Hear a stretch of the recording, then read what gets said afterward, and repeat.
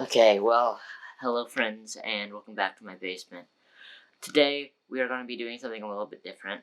As you can tell, this is not how I usually film. I usually film standing up, but, for this, I want to do it sitting down, because this isn't a scripted video. This is off the cuff. This is, improvised to an extent, I guess. I have some notes jotted down here, about the films I'm going to be talking about. But what films? Well, I'm going to be talking about 31 different movies. Yeah, 31. There are 31 days in October, and this is October. Since October started on a Friday, Friday the 1st, this is Friday the 8th. Next time I'll be checking back with you is the 15th, 22nd, 29th, until we get to the last 3 days, which are 29th, 30th, 31st. I'll be checking back with you on the 31st. And all these movies are in chronological order, except for one special one, which I've never seen, which I'm saving for the end.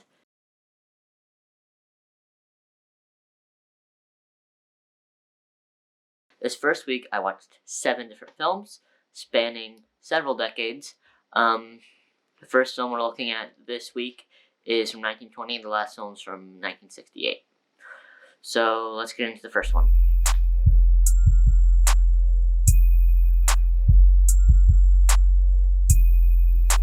This first one is The Cabinet of Dr. Caligari, 1920. This is a German film, and it is heavily regarded as a classic, and people say it influenced a lot of modern-day horror, and that's why I checked it out, and I'll have to say I agree. I do think there's a lot of stuff that other directors and creators have influenced from this film.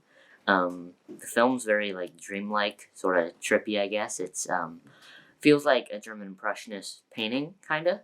It feels very artsy with the set design and costume design, and it just doesn't feel like from this world. It feels like it's from a different reality.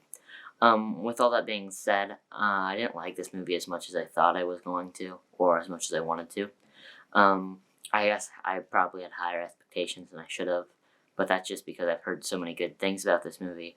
It kind of just felt kind of formulaic, I guess. I know it pretty much invented a lot of the formulas that are used today. So it's kind of weird to call something that invented the formula formulaic.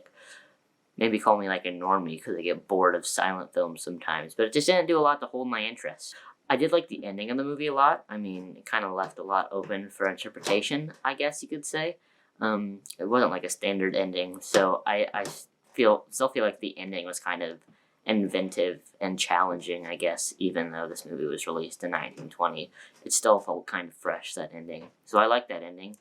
So I did like that, and I do have to give it some credit for, I guess, inventing the horror genre in a way. So yeah, I'm going to give this one like a 7 out of 10. I know that might seem kind of low for a film that invented the horror genre, but that's just how I feel about it. So, oops.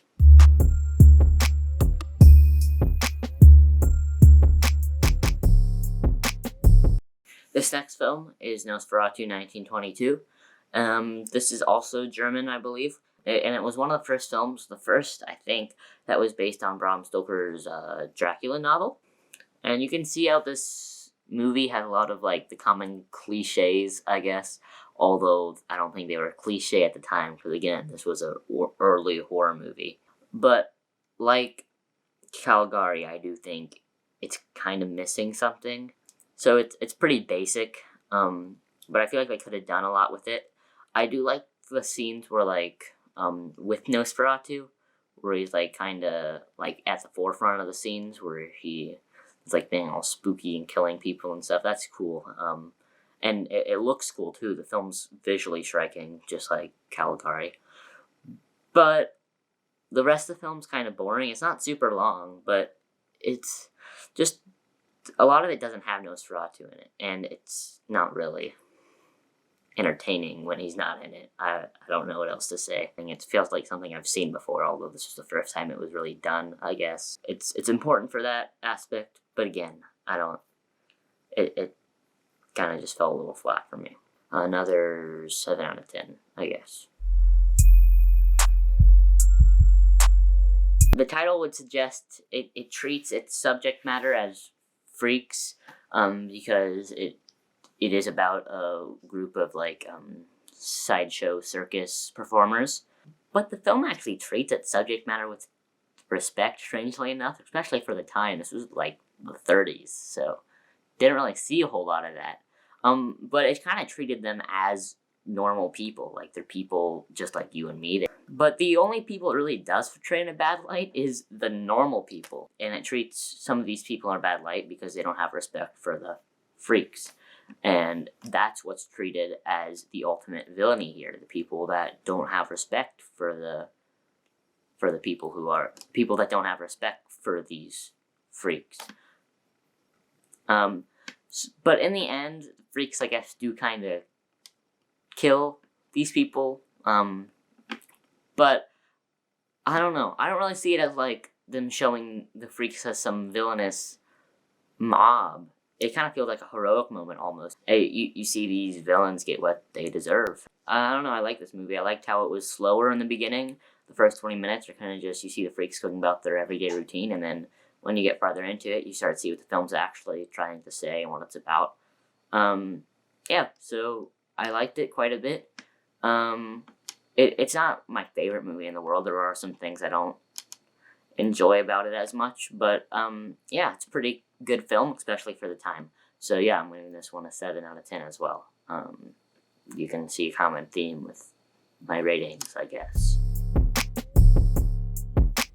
This movie was a thing from another world, and it was pretty interesting and thought-provoking, I felt. I didn't really expect a whole lot from it. I thought it was just going to be a standard 50s sci-fi sort of deal, but it was actually pretty interesting. It doesn't really depict the creature as purposely hostile. Like, the creature isn't just like some unknown evil that's going to kill everybody, and it's evil, so we have to destroy it. Like, the film talks about how this creature doesn't really know what it's doing. It's just doing what it has to do to survive. And this is what the scientist character sees. He realizes that this creature isn't purposely hostile, and that it could actually be a really important scientific development. But all the other characters don't see it that way. Every other character, they just want to kill the monster. They see this as a monster, it's an evil monster, and it must die, despite orders from the government saying, don't kill the monster, right? And I think any other film will kind of treat this as like, yeah, go characters, you are going to kill the bad guy. But I don't think this film really does that. It's more ambiguous. Like, is it good for these characters to kill this monster? Or is this monster not really that much of a threat? You decide. And I think that's really cool. And I thought this movie would have a lot of action, like, oh, boom, boom, let's kill the monster. But no, it didn't. It was mostly just like a very realistic conversation scenes, like with people talking about what the monster is and if we should actually kill it. And the action scene towards the end is actually pretty cool. I thought it was actually pretty realistic. It wasn't like over dramatized or fictionalized. It felt like something that would happen if there was actually an alien specimen that came to Earth. And all the characters had really realistic motivations. You kind of feel for them and understand what they were going through, even if you don't agree with what they're saying. You still relate to them in a way. Because if you were in the situation, you probably would want to kill the monster too. It's putting a direct threat to your life, so you must kill it. The only thing that sticks out to me is really the ending. The ending wasn't really my favorite, because these characters didn't really get any repercussions, I guess. They were treated as heroes by the film. They were, like, talking to a news reporter over the phone or whatever, or over the radio system about, oh, this is what we did. It was so heroic. We are heroic. And then the film ends like, yes, they were heroic. But they don't really have any repercussions for their ignorance or arrogance. Or we don't really ever see the scientist again. We don't see him ever again. After he gets slapped by the monster, he just fades away, right? But overall, I think this film has a pretty good message, and I think it's a really intelligent film, and it's really thought-provoking and interesting, and I would recommend watching it even though it's from 1951. I think it's still something that could be appreciated by people today. Yeah, this is my first 8 out of 10. This next one's The Blob. I did not like The Blob very much. I'm just going to say it. I don't like The Blob. Blob I don't like. I think it's like super generic B-movie plot. I think Another World had a very generic B-movie plot, but it did something with it. Like, it took it to another level, and it was very intelligent. This movie is not.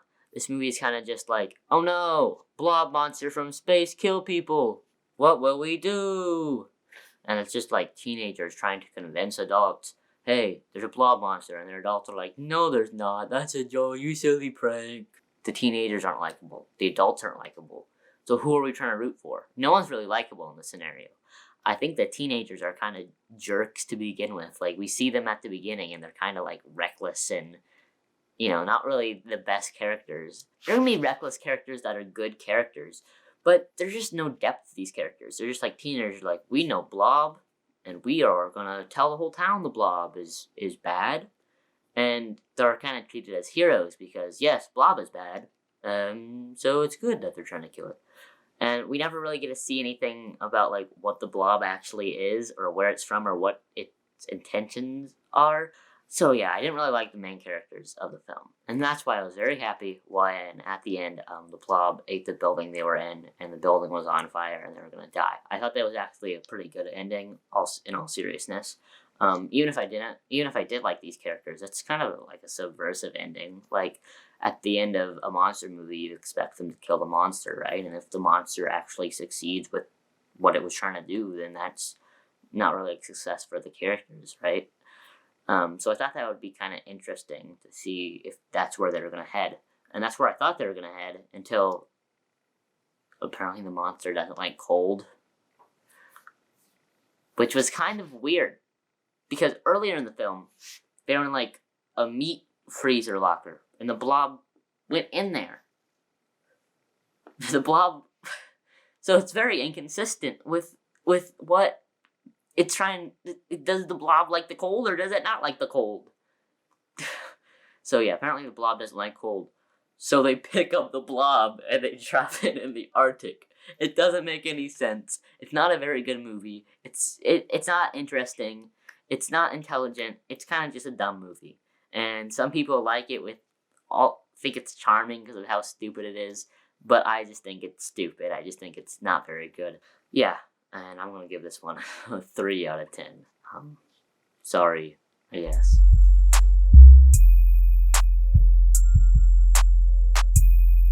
I picked a film from 1960 called Eyes Without a Face. This is a French movie, and it's about this doctor. But this movie is about him abducting women and, taking their face off because his daughter does not have a face. It's deformed. She has a deformed face because of a car accident that the surgeon got into with his family, and how he feels really bad about it. So he's trying to fix it by taking other women's faces. And that seems kind of dumb. That concept seems dumb. But it actually wasn't really that dumb of a movie. It was actually a pretty good movie, I would say. It's not like we focus on these women who are the victims, and because I feel like most movies that would have this concept, there would be a woman, and then she gets abducted by this person, and then she'd be like, oh no, now I have to escape before he chops off my face. Oh no. But that's not what this was. It focused on the daughter, the reason why he's doing this, right? He's not just an evil person that's doing this for no reason. He has a reason, although it's kind of a twisted reason. I don't think there's any reason why he would do this. But he feels so bad about what he did that now he's doing this to try to make it right, although this is kind of a weird way to make it right. But his mind's still corrupted at this point. That's what he feels like he has to do. And it focuses on the daughter as time and time again he tries, but he keeps failing over and over again. And she just wants him to stop, but he won't. He keeps doing this. And the beginning of the movie, I think, is really good. I think it's a strong start, a strong concept, but I feel like it sort of trails off towards the end. But this is made up for at the climax, I think. But the reason I feel like it trails off is because it has this weird subplot with these detectives trying to figure out what's going on that leads nowhere. Detectives never figure out what's going on. You're like, what's going on? And they're like, okay, well, I don't know what's going on. Goodbye. And then they leave the movie. And the climax is completely different. So the acting's pretty good for the most part. It's pretty good acting, although at the ending, I do think there is some pretty weak acting. The victim at the ending gets set free. That's pretty bad acting. And I'll also give this one a 7 out of 10. Out of 7s.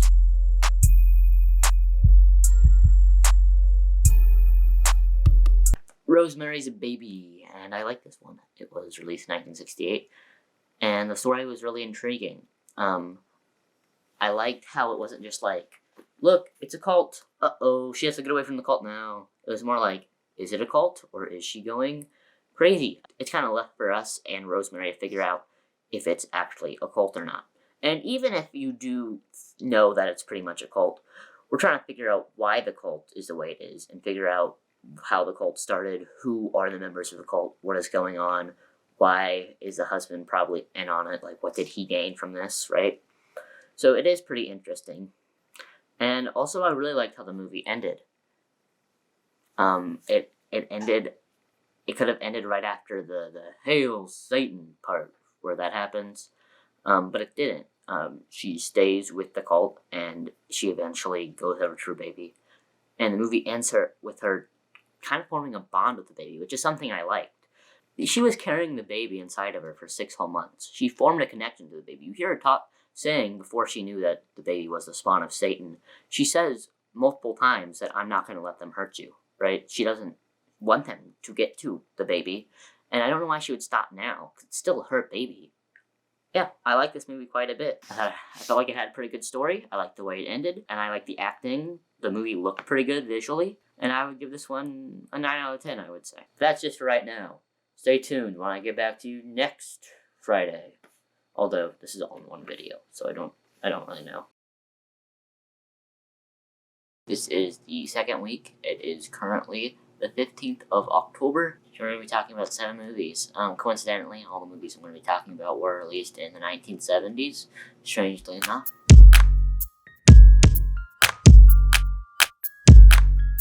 The first film we're going to be talking about today is from 1973, Don't Look Now. This movie's premise is pretty simple. It's about a couple, and they are currently living in Venice, and their daughter died. Their daughter drowned in a pond, I believe. And this movie is basically just them trying to come to terms with their daughter's death and trying to start a new life, basically, in Venice. Of course, it is a horror movie, so there are some strange things that happen. Some things go wrong. But for most of the film, it's not really, like, super spooky or anything. It's kind of just like a drama, more or less, about a couple trying to come to terms with their child's death. Although this is a really simple premise, it's executed really well, and for a lot of the film, you're in the dark about what's happening. I mean, you know the daughter's dead. That's the first thing you see in the movie, this first scene, the daughter dying. The actual, like, premise of the film kind of gets kicked into gear once when Laura, the wife, goes to talks with this woman who is psychic, and she says she can see their daughter from, like, beyond the grave. And of course, Laura, who's looking for some sort of sense of meaning, looking for something to kind of distract her from her daughter's death, gravitates towards this woman, believes her stories, and believes that she can actually see her daughter post-mortem. We never actually, like, get a scene where their daughter's talking to them post-mortem, and we never really get anything besides, like, just the blind woman, the psychic is blind, kind of just talking about what she's seeing regarding their daughter, but we don't really know if that's really what's happening or not. The pacing's rather slow at moments and it can get kind of boring, but then in addition to that, the editing is also kind of weird. Sometimes they just randomly, like, cut in scenes from earlier in the movie, or even scenes from later in the movie, or scenes that literally happened right before the scene you're about to see, like that. They just, like, cut it in, or they, like, fade it in. And sometimes it's kind of, like, disorienting and weird, and you don't really know what's going on until the end, I guess. And even at the end, it's kind of strange. The ending was the weirdest part of this whole movie. It kind of just came out of left field. So I guess I'll spoil that. He follows his daughter, because throughout the whole movie he sees, like, visions of his daughter. which he never sees like his daughter's face, but he does see this little, what he assumes to be a little girl running around in a red raincoat, which was what their daughter died in. Their daughter drowned in a red raincoat.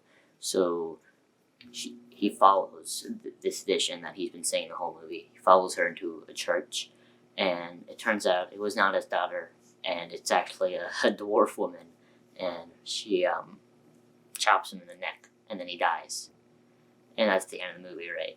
And it's kind of random, sounds random me describing it, and that's not any less random within the context of the movie. You might think I'm leaving some details out, but I'm not. That's really how it ends. So yeah, there were some things I wasn't the biggest fan of in this movie, but overall I thought it was a really great movie, and it was executed really well. And I know there's an underlying theme and message in the movie that I'm probably missing since this is my first time watching it. But I am really excited to watch this movie again because I think it's a movie that will benefit from a second watch. And I'm giving this one, currently I'm giving it an 8 out of 10.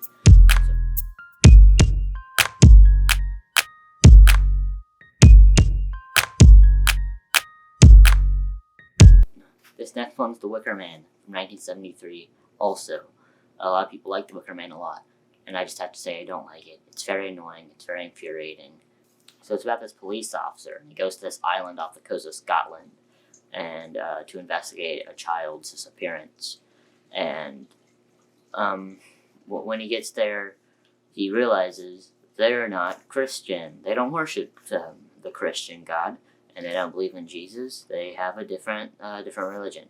And of course, it turns out to be like a pagan, like evil cult thing, right?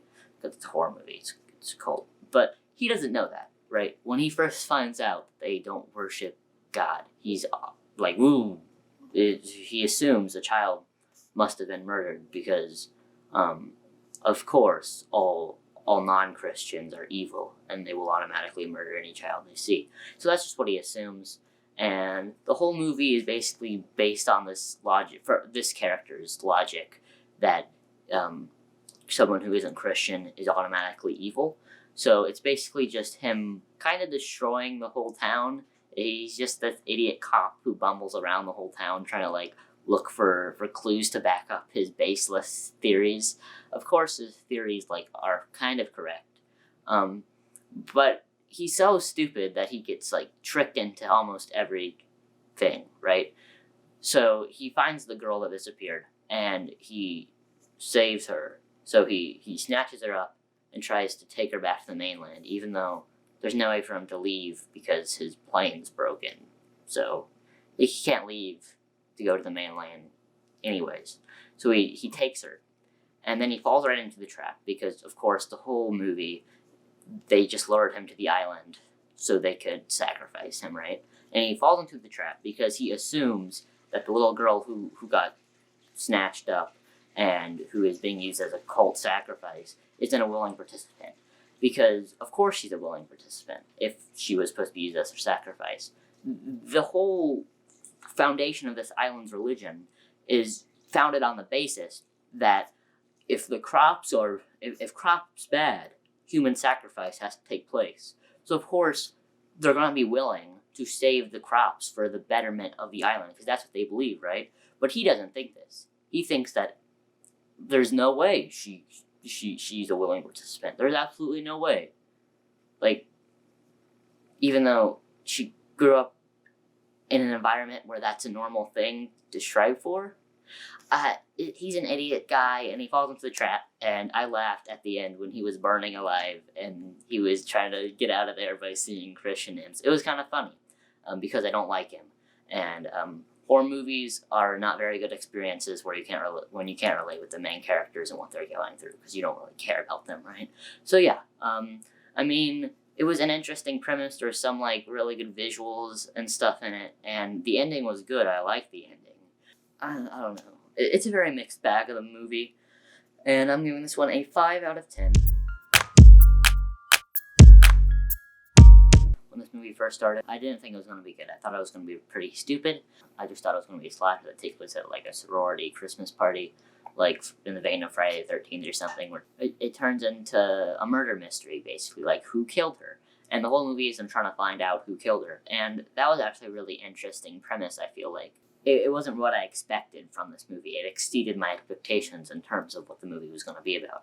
And it is a kind of an interesting premise because the truth is the dead bodies are in their attic the whole time and the killer is in the house the whole time. I don't really know if he ever really leaves the house. He's pretty much living in their attic. But they don't know this, and it's them trying to figure this out. And the ending is really good because you would expect that they would find the killer and they would figure out who he is, right? But it's not really like that. It kind of ends with the cops thinking they found the killer, but it really wasn't the killer. And they just assume they found him. And then they leave the house, and they leave the one surviving victim unattended in the house that had the killer in it. And they leave the house unattended. They don't leave any police officers in there. And of course, the killer's still alive, so then presumably the killer kills the last surviving victim. But we don't see this. It kind of ends before we see what happens. We never find out who the killer is. And it's really interesting. And there's a lot of really interesting scenes that are from the killer's perspective, like it's a first-person perspective shot of the killer. And we never really find out his motives, or we never find out anything about him. And, because that's not really what the movie's about. It's more just about, like, everyone's on an equal playing field of being able to die. Because in all of these slasher movies, there's some, like, superior character who's able to outsmart the killer, and then the cops or some greater authority gets involved and is able to get the person away from the killer. But that doesn't happen in this movie. Everybody's just as, for lack of a better term, ignorant to what's happening, and no one knows how to help it from happening. And even when the authorities do get involved and they do solve the murders, they don't actually solve it. They leave the last surviving person unattended in the house, with the killer still inside of it, and 2 of the dead bodies are still in the attic. They didn't find any of the dead bodies, even though they're actually in the house. But yeah, right now I'm giving it an 8 out of 10.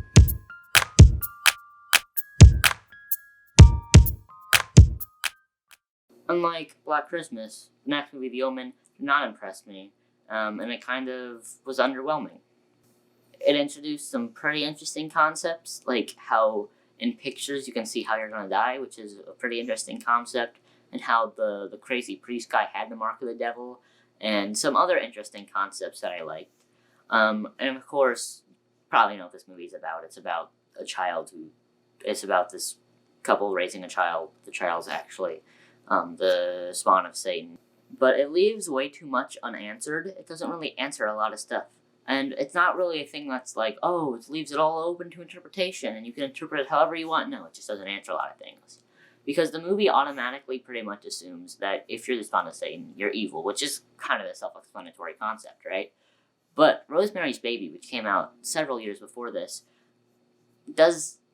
explains the whole concept of the spawn of Satan in a little bit of a more meaningful way, because the ending of that film is very open. Is the child on an equal playing field with every other human? Is it born innocently, and is it just the people that raise it that turn it evil? And that's something that we don't really know for sure. And that's something that this movie doesn't really care to answer. Because when the father doesn't end up killing the child he's been raising for the whole movie, it's kind of seen as a defeat. Like, oh no, he didn't kill the child. But like, he's been raising this child his whole life. He knows it as his child. And I think it's kind of ridiculous to assume that he would want to kill his own child. I mean, the child never did anything evil, like, directly. I mean, he was kind of a brat in some scenes, and of course all these people were dying, but he wasn't the person that killed them. It was just some, like, mysterious force that killed them that is assumed to be related to him. And he's just fine with killing his own child.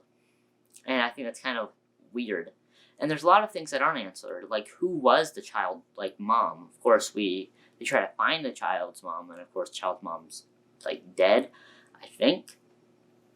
But we don't really know who she was, and why they were chosen to be the adopted parents of the spawn of Satan. I mean, they were in politics, which I think in the movie, that was, like, kind of a prophecy that the spawn of Satan would come from politics. But it's just, like, the American ambassador. That's all he is. He's not like the president or the prime minister or anything like that. He's just the American ambassador.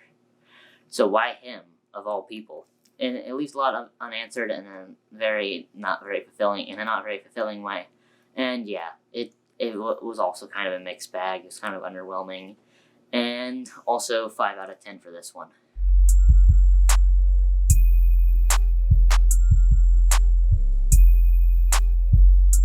So most of the movie's kind of weird, and weird in a way that's not like, oh, creepy, spooky, weird. Weird in a way like this doesn't feel like a horror movie. It feels like a rom-com for most of it. It doesn't really have much stakes until the very end. Because, of course, we know Carrie has telekinetic powers, and it's set up, like, in 2 scenes, I think. But, really, the plot of the villain, who's just a high schooler, is cruel, yes. But it seems like a plot that would be in, like, a teen sex comedy from, like, the 80s, like Revenge of the Nerds or Animal House or something like that. And we know it's gonna happen, because I knew the ending already. It's one of the most famous endings of any horror movie. But the movie doesn't build up these stakes in any way. They kind of just come at the end. And the ending's really good. I like the blood scene and Carrie killing all the high schoolers. And I like that ending at the house with her mom and how her mom tries to kill her. And I like the way it concludes. It feels like a really good ending to a horror movie. And it feels really satisfying with everything we know about Carrie. But if you watch the rest of the movie, there's nothing that really builds up to that. There's even some scenes that are, like, strangely edited. Like, there's one scene where the person that's taking Carrie to prom is trying on all these different outfits, and it just, like, speeds up. Like, it's, like fast forwards through that scene, and it's, like, them laughing, and it's speeding up, they're having a conversation. It feels like, it really feels like a comedy. It does not feel like it's a serious horror movie. So it was a good movie, and I like the ending a lot, and I like how they set up a lot of Carrie's powers, but the middle just kind of felt meandering and not really purposeful to the rest of the horror movie. It felt like I was taken out to a parallel universe where Carrie was a teen sex comedy and not a horror movie, and it was weird, and it wasn't really my favorite thing in the world. But I guess I'll give this one a 7 out of 10 again. The next one is Suspiria from 1977. I feel like I'm on a broken record at this point, but this movie has a very simple plot. It's these college age girls, I think, going to a college, a dance academy to learn dance. And that's plot, basically. And of course, the college is spooky because it's a horror movie. Spooky college. And of course, it's a dance college, but the dance isn't playing into the movie at all. It's kind of just the setting. The dancing has nothing really to do with the movie. There's like 2 scenes where they're dancing in total, and that's it. It's kind of just these college kids trying to figure out what the truth about the college is, why it's so spooky. And there are some good scenes in it, I guess. The death scene with the dog. I mean, the dog doesn't die. The dog kills someone. That was a good scene. And there were some other good scenes that were entertaining. And I really like the beginning of this movie. It really sets it up. It's a very good cold open. And the visuals in this movie are stunning. And the opening scene in general, it has like a red tinge. Like, red is a very reoccurring theme in this movie. But outside of it looking cool, there's not really a plot. It's just spooky college that's run by witches. Oh, spooky. And the ending isn't really that good either. Like, the main character, I don't really remember her name. The main character, she goes into this room where the head honcho of the college, the witch head honcho, is there. And she kills the head honcho witch, and then she leaves the college. That's the ending of the movie. So I'm giving this one a 6 out of 10. Yeah. This is possibly the weirdest and most bizarre movie I've ever seen in my life. And I don't know if it's going to remain that way, but it very well may, because this was a very strange movie, and that's why I love it. And I should probably tell you what the movie is. It's House, 1977's House, from Japan, originally called Hausu. I think I'm pronouncing that right. And there's a lot of movies called House, very generic title. But if you want to watch this movie, make sure it's one with an orange cat on the cover. The poster should look like this, or something like that. Each character is not really a character. Each of them are defined solely by personality trait, and they don't try to hide this. Their names are their personality traits. Let me run through a few. So, Mac, she eats a lot. gorgeous, is pretty. Melody, she plays the piano. And my favorite is Kung Fu, who knows the martial arts. And the weird scenes were like super visceral. Like, so if I describe something from this movie, so for example, there's a scene where the main character, she pulls a head out of a well. How does this play out in a normal movie? Probably she screams and throws it back in the well, right? That would be what the scene would be like in a normal movie. In this movie, she picks up the head, she looks at it, she smiles, the head starts flying around, and then it takes a bite out of her behind, and then it says tasty, and it goes back in the well. That's what happens in this movie, and it's weird. And there's a lot of weird scenes like this. There's a scene where a piano eats someone. There's a scene with a dancing skeleton. That was my favorite. He was my favorite character. And there's a lot of weird scenes. Just the character, Kung Fu knows martial arts, right? So whenever something flies at them, or they need to break down a door, or anything like that happens, action music starts playing. It's like doo-doo-doo-doo, and then she just kicks stuff, and now it's suddenly an action scene, and then it goes back to being like this trying to be a spooky movie. But one of them has an aunt, and they're staying at their aunt, and all of them are at their aunt's house, right? And turns out their aunt is actually dead, and to survive, she eats all the girls that come to her house, and that's the movie. Yeah. And yeah, like I said, the movie's really weird. It doesn't really have a consistent tone.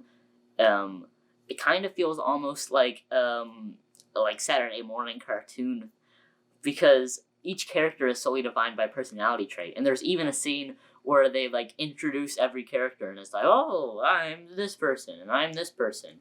Just cuts away, and it like has like circles of each of their heads, and it has their names underneath it, and it just happens in the middle of the movie. Well, not the middle. It happens sort of at the beginning, but like in the first 20 minutes, randomly in the first 20 minutes, this happens. It's before they get to the house in question.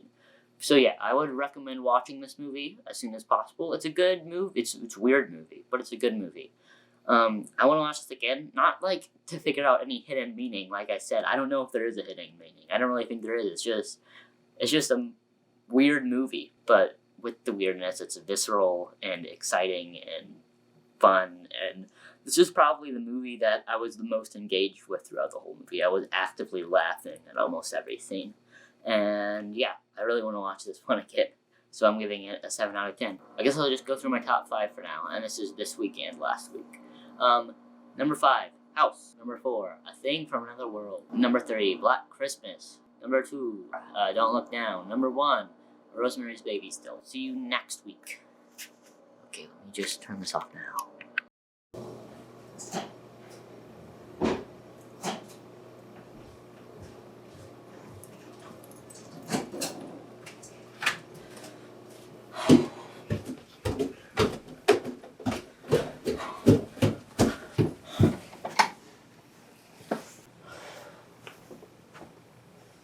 Puppy? Hi, pretty girl. What is it?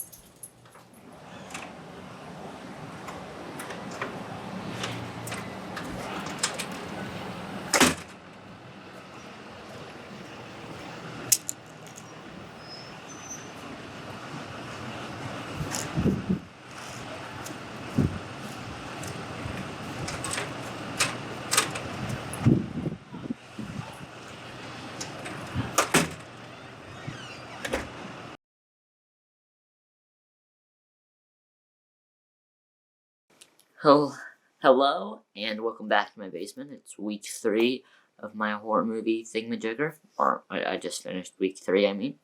The first week, I watched films spanning from the year 1920 to 1968. Second week, I watched films spanning all throughout the decade of the 70s. And then this week, all the films were from the 80s and the 90s.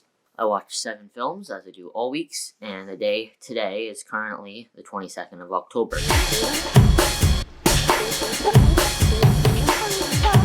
First film I watched was 1981's American Werewolf in London. I like how this film was kind of comedic, I guess, to an extent. Throughout the film, they did kind of poke fun at werewolf movies in general, which a lot of the jokes landed. Some of them didn't. Sometimes the comedy was a little too much. it didn't take itself as serious as I would have liked it to. It kind of veered over the edge to like a slightly comedic horror movie to like a full-on horror comedy, which sometimes it felt like it had a little bit of trouble deciding which one it wanted to be. But I did think it was interesting how a lot of the film wasn't even about a werewolf. It was just kind of about a schizophrenic guy who sees his dead friend a lot, and then his dead friend tries to convince him to kill himself. Which is interesting in concept, but in practice, I think it was in a little bit of poor taste since it does play a lot of the suicidal visions as like comedic. I guess it doesn't play it with as much seriousness as I would have liked. It does seem a little bit in poor taste sometimes, but all the effects are really cool. I love the way the werewolf looks. All the kills in the film are pretty good, even though it's mostly just a werewolf tearing people apart. Pretty realistic. Oh, and the corpse effects are really great because his visions of his dead friend, he's of course post-mortem at this point, so he's decomposing while he's talking to him, and I really like the corpse effects. Like when you first visit him, the wounds are really fresh, and then towards the end of it, like he's like a decomposing corpse, and that was really cool. And then you do see some other visions of other people he's killed, and those are really fresh corpses, so they're really going to play with a variety of different like kill effects throughout the film, and it's pretty fun. It is a good use of practical effects. I think that like it's a really fun play on like his love interest trying to convince him to like change his ways. Like in a lot of movies, it would be like, "Oh no, you're better than this. Become human, please," and then they just become human, and he overcomes being a werewolf. But in this, it doesn't happen.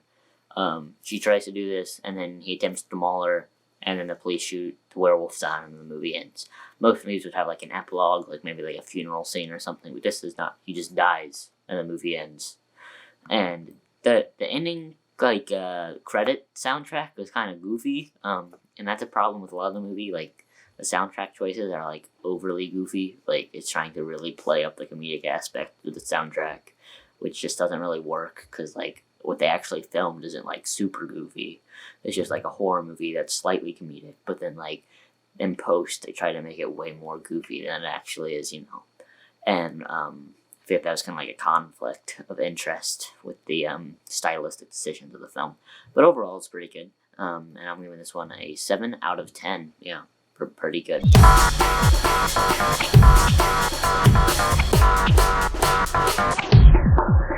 Next film came out in 1982, a year after. It is The Thing. Like, this is a lot different from the original film. It's sort of remaking.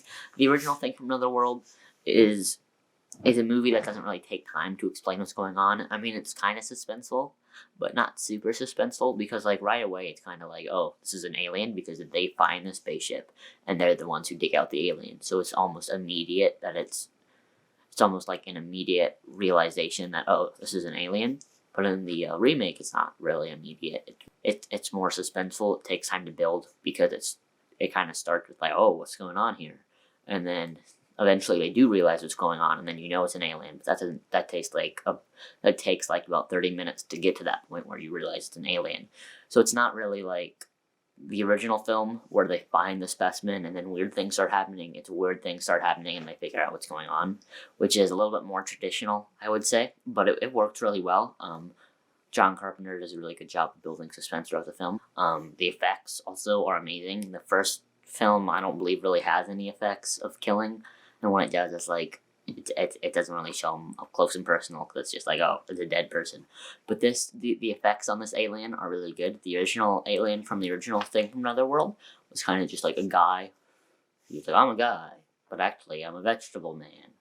Like, literally, not like coma, but like literally he's evolved from vegetables. It doesn't really go into the evolutionary aspects of the alien, or really moral of if it's okay to kill the alien, because it doesn't really know what's going on, which the first one kind of goes into with the scientist character. This one doesn't really have a character like that. It's more just there's an alien and he's trying to take over everybody, and that's the conflict in this movie. It's not conflict between whether we should kill the alien or not, but in this movie, since the alien can replicate itself to look like any other crew member, that's where the real conflict comes in. Like, who's really an alien, and who like we need to kill the alien, but we don't know who is the alien here, who actually is a replicated version of themselves, and who is actually themselves. Because these are people that have been together for such a long time, because they've been out in the Antarctic together on a mission for a really long time, and now they have to kill each other. So it does take liberties with the story. It's a little bit different from the original. I think that's a lot better to do with a remake than it would be with, like, I think that's one of the best things you can do with a remake. Hinge on the ideas and the plot from the original. And in a ways, it kind of feels like it's sort of a sequel to the events that happened in the original. Because in this one, they don't find the alien. The alien has already been found by a different expedition group from Norway, I believe. And they're the ones who dug up the alien. And that's more where the events of the first one took place. But in this version of the first events, they don't kill the alien. The alien escapes, and it goes over to, the alien kills everybody there, and it goes to this American expedition, these Americans who are also in the Antarctic. And that's where the conflict comes in more than, and that's where the story starts, versus the first one, which started with them finding the alien. This one, it started with the alien already being found, going to their base. The ending was really good. I liked the score a lot, too. I think it was pretty similar in quality to the original, but it changed some aspects of the original, which I do think was pretty innovative and pretty cool, rather than just directly copying what had happened in the original, which is more what I thought it was going to be, but it wasn't. And yeah, it looked really great. The score was really great. The effects were really great. The story was really great. It was a pretty great movie overall. And I'm giving this one an 8 out of 10.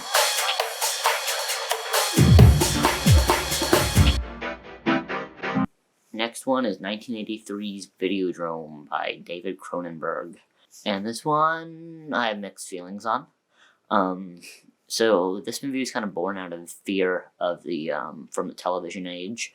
It takes place in the 80s, which is when it was made, which is, I feel like at that time there was a lot of panic, moral panic around what's okay with children, what's okay for children in our society to watch in general, like what's too taboo, what's pushing the lines, the boundaries of television, and if there is something that's a little too taboo, what could it do to the minds of our future generations? And that's sort of the base fear this film is built on, but it kind of expands past that. Ideas presented in this film are still relevant today to an extent, because people are still arguing like, oh, video games are making children violent, or social media is ruining the minds of our generation.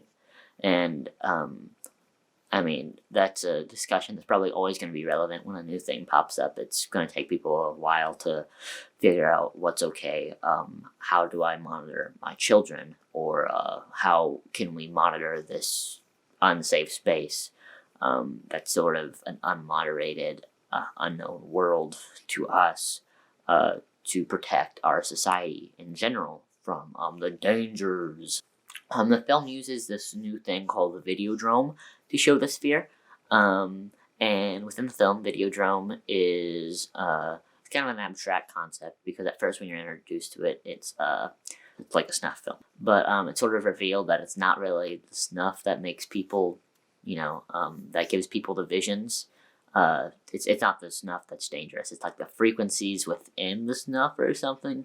It has something to do with the frequencies through the video transmission that causes people to develop these visions. It makes you develop these schizophrenic visions, and that are really hard to distinguish from reality. And that's what the film's about. It's about this guy who works at a television station, a smaller indie television station, an independent one, and he finds this video transmission called Videodrome, and he wants to air it. Of course, he doesn't know it's real snuff. He thinks it's fake snuff, which it's kind of weird that he would think it's fake. Like, if you find some weird, mysterious transmission that you just randomly picked up on, and it's people being tortured, you'd probably think it's real. Like, I don't think you'd be like, oh, someone must have be secretly transmitting fake snuff. I mean, that's kind of a weird thing to think. But anyways, the visions that he sees are pretty, like, cool, I would say. The visuals are really, like, trippy to an extent, with, like like the cassette tapes like breathing and the TV sort of like expanding and the hole inside of his stomach, which is sort of used as a vessel to put things inside. Like he puts a gun in there, and he put cassette tape gets put in there, and it's kind of like sort of the metaphor of how Videodrome's programming him into what he believes and what he's becoming. And I think it's a really cool concept, and I think it could be expanded upon in a really cool way. I think there's a lot of like cool ideas present there. It turns Videodrome into less of like this mysterious thing and more of like this planned attack on him personally, because it turns out that it's this evil corporation that created Videodrome, and it wasn't a transmission. It was his trusted friend planted the tape and pretended it was a transmission to get him hooked on the Videodrome, so then he would give the TV channel to them, to the evil corporation, so then they could publish Videodrome and everybody would go insane, and then they would control the masses of the world. And it kind of just turned into this cliche thing. That goes from this really fun, innovative concept to this really cliche, like, oh, they're trying to take over the world with the Videodrome. And I don't know, it's not really my favorite thing they could have done with it. I wish they would have done something a little better with it. But they didn't, and that's what they chose to do with it. And I mean, cool, but so yeah, it kind of took it down a notch for me once it was revealed that it was an evil corporation behind the Videodrome. So yeah, overall, it was a pretty good concept, a really great concept actually. That was kind of ruined. The execution of it turns it into less of a mysterious force of the Videodrome to more of this guy figuring out that, oh, this is evil. And then he ends up snapping out of the Videodrome and has to rebel against them, and then kills the head of the evil corporation. So like it just turned into like an action movie, like I don't know, like They Live, where he's like, oh, world bad, I must destroy world now. And that's just what the movie turns into. And yeah, not the biggest fan. So overall, I'll give this one a 6 out of 10. It was okay.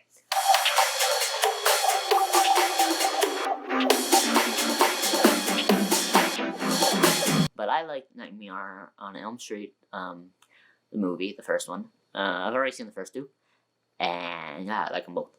And then now I was like, I'm gonna watch the third one now, because I wasn't able to watch that one before. They put it back on HBO Max, so I watched it, and it wasn't good. Not good. Yeah, I didn't like it. And let me explain why I didn't like it, because a lot of people love this one. This is a lot of people's favorite one, but this is my least favorite out of the ones I've seen. A lot of people don't like the second one, but the second one's really good. Because the first one, especially, it puts like a new spin on the horror genre, on the slasher genre. I mean, because at this point in '84, slashers are stale, right? Slashers are like, oh, evil man kills people at summer camp. But the original Nightmare on Elm Street isn't like that. It's this guy killing people in their dreams, which was a really fun and innovative concept, and the way they expand upon it is pretty cool too. And the second one still expands on that, like, being innovative. It's not the first one. It's not this guy who is sort of dead, I guess, because he was burned alive. It's not this. It's not about Freddy Krueger killing more teens. The second one is about Freddy Krueger trying to get into the body of a teenage boy so he can escape back into the real world. And that's a really cool direction to take the franchise. And then this third one doesn't really do that. It doesn't do anything new, cool, or innovative. I mean, the setting's cool. It takes place in a mental hospital. Cool. But other than that, it's just Freddy Krueger killing more teens because their parents killed him. It's that again. It's the same movie again, but now there's a lot of teens and they're all in a mental hospital. And Nancy Thompson's back, but now she's an adult. And now she takes a dream repressant to repress the dreams. But then she has to stop taking it so she can help these teens escape from the wrath of Freddy Krueger. That's what the movie is. It's just super cliche, I guess. The main character from the first one comes back to help these teens that are going through the same thing. It's not really anything new or innovative. It's just the same movie again, basically. And it doesn't do anything with her character. I wish it would answer more about her character from the first, right? I wish it would expand on what she did, and I wish it would expand on what happened after that movie. Because the end of the first movie doesn't really tell you, oh, did she live? Is she dead? Are their dreams still happening? Did she stop them? What happened? and this could have, like, told you what happened. But instead, she just comes back, and then she dies. And her only motivation is, I need to help teenagers from Freddy Krueger. And there's no motivation besides that. And it's kind of dumb, because, like, you wish something would have happened. Like, oh, I kept having the dream. Freddy Krueger came back. I thought I stopped him, but I didn't. Or that was actually a dream after all, and I didn't stop him, and he kept going. But no. It never expands on that. It's just like, Freddy Krueger, oh no, let's kill him. Oh no, now I'm dead. And that's Nancy Thompson's character, I guess. It's kind of sad what they did with her. So, to an extent, through bringing Nancy Thompson back, it undermines the ending of the first without any good reason to, because it doesn't even do anything good with her character. Like, they could have just omitted Nancy Thompson from the movie and had it be sort of like the second one, where, like, there's a new set of cast members who are going through the same thing, and do something innovative with that concept, since it is in a mental hospital. You can do a lot of innovative things with that without Nancy Thompson, but bringing Nancy Thompson back kind of ruins it, because it's sort of going directly with the first film, but it doesn't do anything good with that connection to the first film, so it kind of just ruins the movie and the first film in proxy. It's kind of sad. The visuals are interesting, I guess, but they're stale. Like, a lot of these films where I compliment the visuals, I'm like, wow, good visuals, is because this is the first entry in the franchise, right? There's nothing to base these visuals off of. It's new and innovative. Like with The Thing, it doesn't base its visuals off of the first thing. They're new innovative visuals that are cool. This movie does not do that. It's like, it just does more dream stuff. I mean, sure, some of the kills are creative and cool, but I don't even think the visuals are that cool. Like, you can come up with cool creative kill concepts that take place in dreams for ages. Like, anybody can do that. If you have a big board of people coming up with new dream ideas, new kill dream ideas, then, you can come up with practically anything. There's a lot of cool concepts you could do. So yeah, it doesn't really impress me on that aspect. And also, it tries to add more lore to Freddy's character. We don't need more lore to Freddy's character. Like, he's sort of an unexplained character. And now his bones are in an abandoned car lot. And they need to find the bones and bury them so Freddy can die. Freddy doesn't die. He comes back in another movie. Of course he comes back in another movie. Why do you try to kill off Freddy when you know he's going to come back? What's the point of this? What's the point of this movie? There is no point. I don't know why people like it so much. And it gets me really mad just thinking about it. This first film, just worse and stale. Brings back characters from the first one that don't need to be brought back. It tries to expand more on the lore from the first one. It does a terrible job at this. It's just not a very good movie. And yeah, I'm giving this one a 4 out of 10.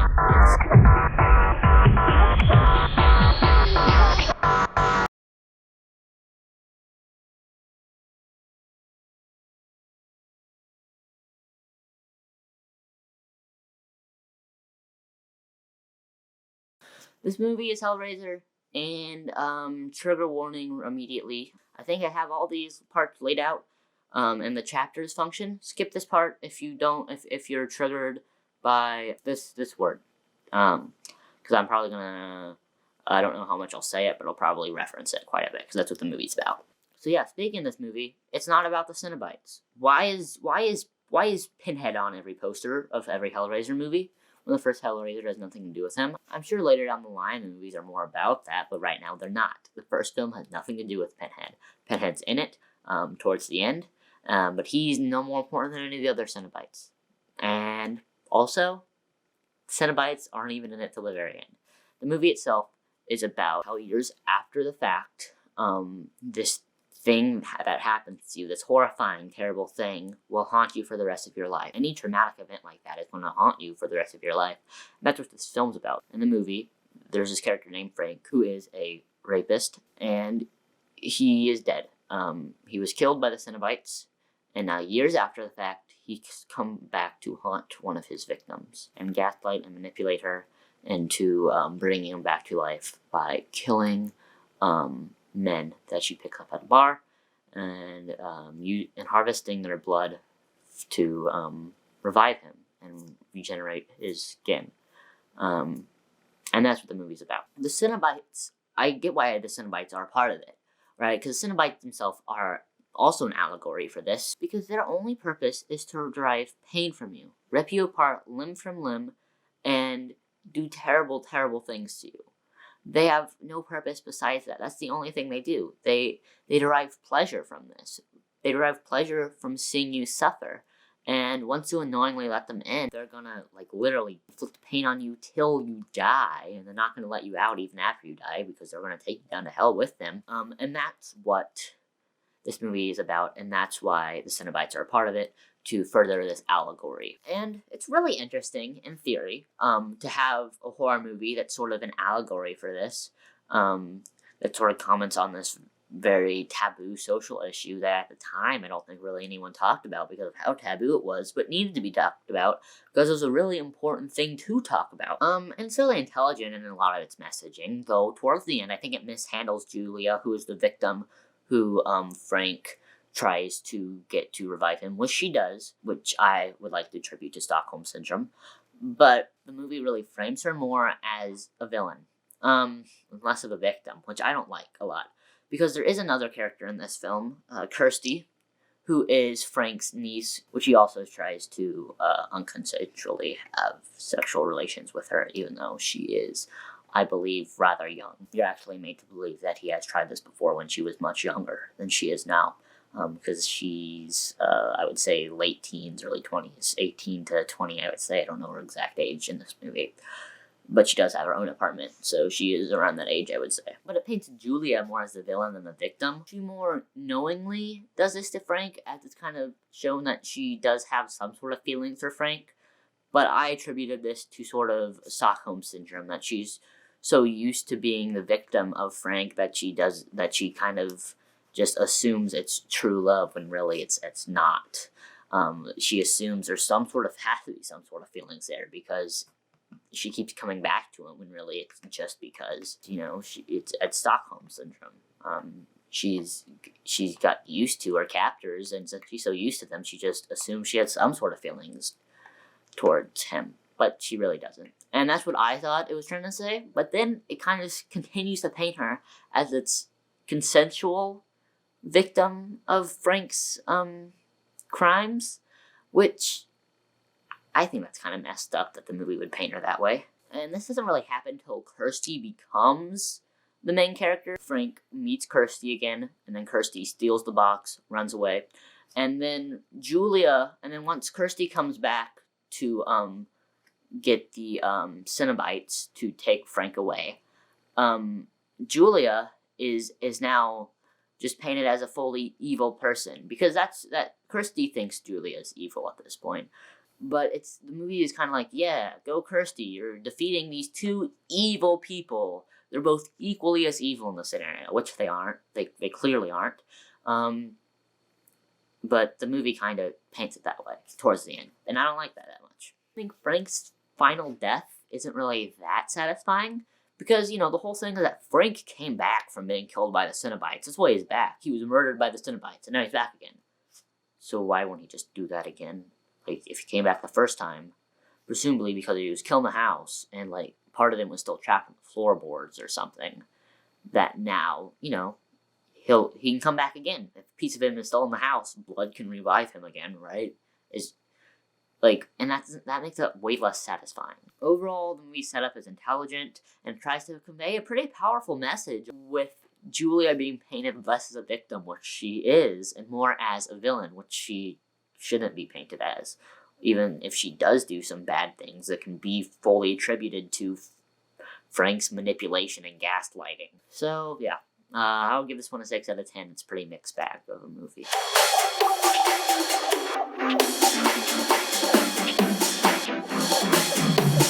We're back to the Nightmare on Elm Street train, 1994's New Nightmare, also known as Wes Craven's New Nightmare. This film, I think, is a lot better than, what was it called? Dream Warriors. Because this film actually cares about the original Nightmare on Elm Street, and it tries to do something innovative again. Because this movie does not take place in the same universe as Nightmare on Elm Street. It takes place in our universe. And in this universe, we follow Heather Langenkamp, the actress that played Nancy Thompson. So it brings back Nancy Thompson through the way of her actress, which is something I didn't like about the third movie, but it does something interesting with her character. Now she doesn't want to make horror movies anymore. She has a kid and she wants to separate herself from Freddy Krueger, and she tries to separate herself in any way she can, but eventually Freddy Krueger catches back up to her. And I think the concept of Freddy Krueger making his way into reality is really fun and exciting and a great concept. And there's a lot of cool things that can be done with it. And there are many cool things that are done with it in this film.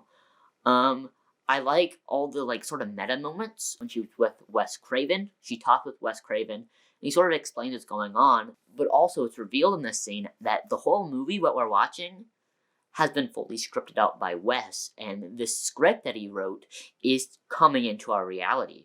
Like, he wrote the script to try to revive Freddy Krueger, who is dead in the universe of the films, and by trying to revive him through the way of the script, it revives him into the real world, and that's really fun. That's a really great concept. And also, towards the end of the film, she reads directly from the script. To end this, she has to finish acting out what the script says, and that's really cool. But what I don't like about this film is sort of the way the Freddy Krueger comes in. He comes in through a demon. He comes into our reality through some sort of demon, which kind of just feels cliche. Like, it does feel pretty cliche. Like, demons trying to enter our reality. And how does he try to enter our reality through this demon? Well, he does it through a child. And that's super cliche. And it kind of sets up, like, the more modern, like creepy child with that is present in Sixth Sense in the Ring, but it's still a huge cliche. Even before Sixth Sense in the Ring in this movie, The Exorcist, The Omen, it's just like that. It's such a cliche way to do this really cool and innovative concept, and I'm not really the biggest fan of that. And the ending, while cool, I do love the gothic aesthetic of the ending. There's this kid, this like kid, I think he's like 7 or something, and he's like, and he has terrible reactions. When he's trying to run away from Freddy, he's like, oh yeah, and he's running all wacky. And then when Freddy is like getting close to him, he's like, oh, and he has like really funny face, and it's just really hilarious how off he is with all of his expressions. I mean, it just takes you out of the film with how bad he is at acting.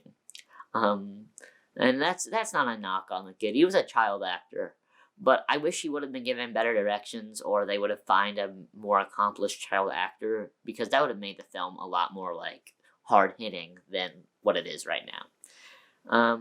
So yeah, overall, a great film trapped in a good film. It could have been a lot better than it is, and because of that, I'm also just going to give this one a 6 out of 10. Because this film's a divisive film.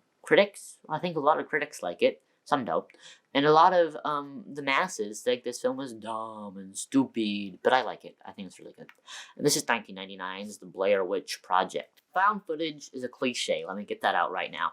But this was one of the first films to do it. I think Cannibal Holocaust came out like almost 20 years before this film came out, but that was like kind of an odd man out in the found footage genre that came out in 1980, and this movie is really one of the first films to, I feel like, perfect it. This is one of the first films I feel like that perfected the found footage genre. And I know I have said, oh, this is like a cliched movie, even though it's one of the first films to kind of do the cliche that I'm saying is a cliche, but I still knock it for being so cliched. And we'll be like, oh, you're a hypocrite, but I'm not a hypocrite, because here's my reasoning. Although, yes, found footage is a very cliched thing now, a lot of them do it very poorly. But if you do found footage good, even in today, even in 2021, I feel like your movie can still be great. You can still take a cliche and spin it and do something great with it, because other found footage seems campy. All the found footage I've seen, none of it feels like found footage. None of it actually feels like someone just found this. This feels like sort of a vlog that I would make. If you look at any of the vlogs on my channel right now, the most recent one I did being when I went to Disney World, if you look at that one feels like this one. Like, the vlogs that I would make and other amateur creators would make on YouTube feel like this. It feels exactly like that. Like, it doesn't feel like it's a movie. There's many points in this film where I forgot I was watching a movie. I thought I was just watching, like, someone's home video. Like, it feels so real. And the way that's able to just suck you into the movie and the concept is honestly amazing. And I feel like people are unable to appreciate that because they can't separate what this film is doing from other movies. Because if you just look at it compared with a normal movie, you'll be like, oh, I can't see anything, it's so dark, the camera's shaky. nothing happening the whole movie, but that's what it would happen in a real world scenario, wouldn't it? In a real world scenario, if you're in these woods that are haunted, and you're in haunted woods, woods that you think are haunted at least, and there's something coming after you, you probably wouldn't see that thing. It would be way too dark to see it. And when you're trying to record it, you don't have like the best lighting in the world. You just have a little video camera, and you also have a 16. They also have a 16mm camera. That's hard to set up. So most of the film is on this little video camera, and of course it's shaky. They're running around. It's dark. And I don't think the creature would come out and just show itself. I mean, it's much more suspenseful and tense and creepy and scary the way it is. Like, if this film just came out and showed the creature that they're running from, it came out and showed the Blair Witch, that would be dumb. That would be dumb, and I wouldn't like this movie. But I love this movie because of how suspenseful and how creative they get with, like, not showing it. And yes, the ending's super abrupt. It just ends. They don't have an epilogue. They don't have an epilogue filmed because they died. They died. Of course it's abrupt. They died. So yeah, I'm mad that people think that this film is stupid or something. And I'm sure people have their reasoning, and if you don't like this film, I would love to hear why. But I don't really understand people that don't, because I think this film's great, and I think it's really creative and innovative for the time, and even now, if it came out now, I would still think this is innovative and creative. It feels so real. I don't know how they were able to make this film so heavily coordinated, with every story beat that happened, but still make it feel so sporadic and improvised. And that's great. And yeah, sorry, I'm giving this one a 9 out of 10. And it's my second favorite film I've seen this month. Good movie. Speaking of my favorite film and least favorite films, I'm going to go through my top 5 and my bottom 5 movies from this month so far. Number 5, Black Christmas, that was from week 2. Number 4, The Thing, which was from this week. Number 3 was Don't Look Now, which was from week 2. Number 2 was The Blair Witch Project, which was from this week, and number 1 was Rosemary's Baby, which was from week 1. Rosemary's Baby is definitely still my favorite film I've seen, but The Blair Witch Project comes pretty close, and I had to decide which one was better. But I realized Rosemary's Baby is still pretty far ahead in terms of how good it is. So bottom 5, number 17, Suspiria. I don't hate Suspiria that much. It just so happened to be here, I guess, because it was the lowest 6 out of 10, and I haven't rated a lot of films like bad. Most of them are just okay. So I don't hate Suspiria. It just happens to be the slowdown. I'm sure it'll get more balanced out with this coming week. Number 18, The Wicker Man. And of course, those two were from week... Suspiria and The Wicker Man were both from week 2, as was The Omen. Number 20, Nightmare on Elm Street 3, Dream Warriors. I don't like that. And number 21, The Blob. Like I said, in the first week, this film from the first week, I don't like The Blob. Not good. Okay, and those are all my rankings right now, and I'll get back to you next week. Goodbye.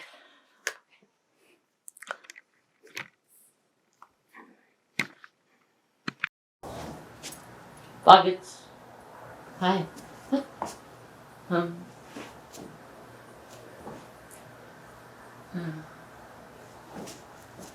Hello?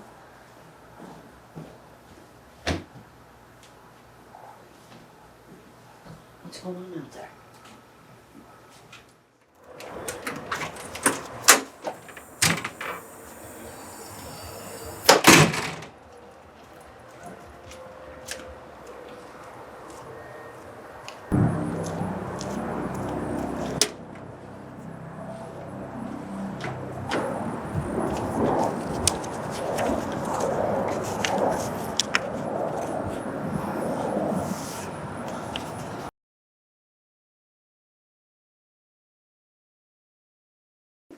Hello, and welcome back to my bedroom. Yes, bedroom reveal official.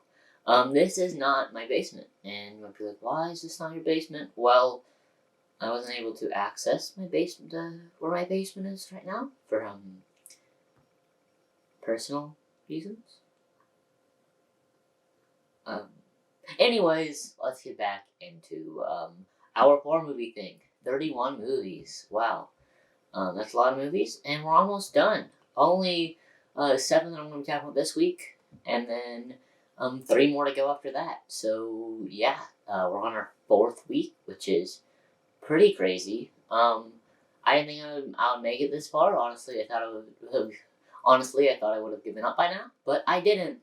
I keep on. I'm persevering through this. All these movies. So let's talk about them. 7 to go through, all released between the years of 2007 and 2017, I believe.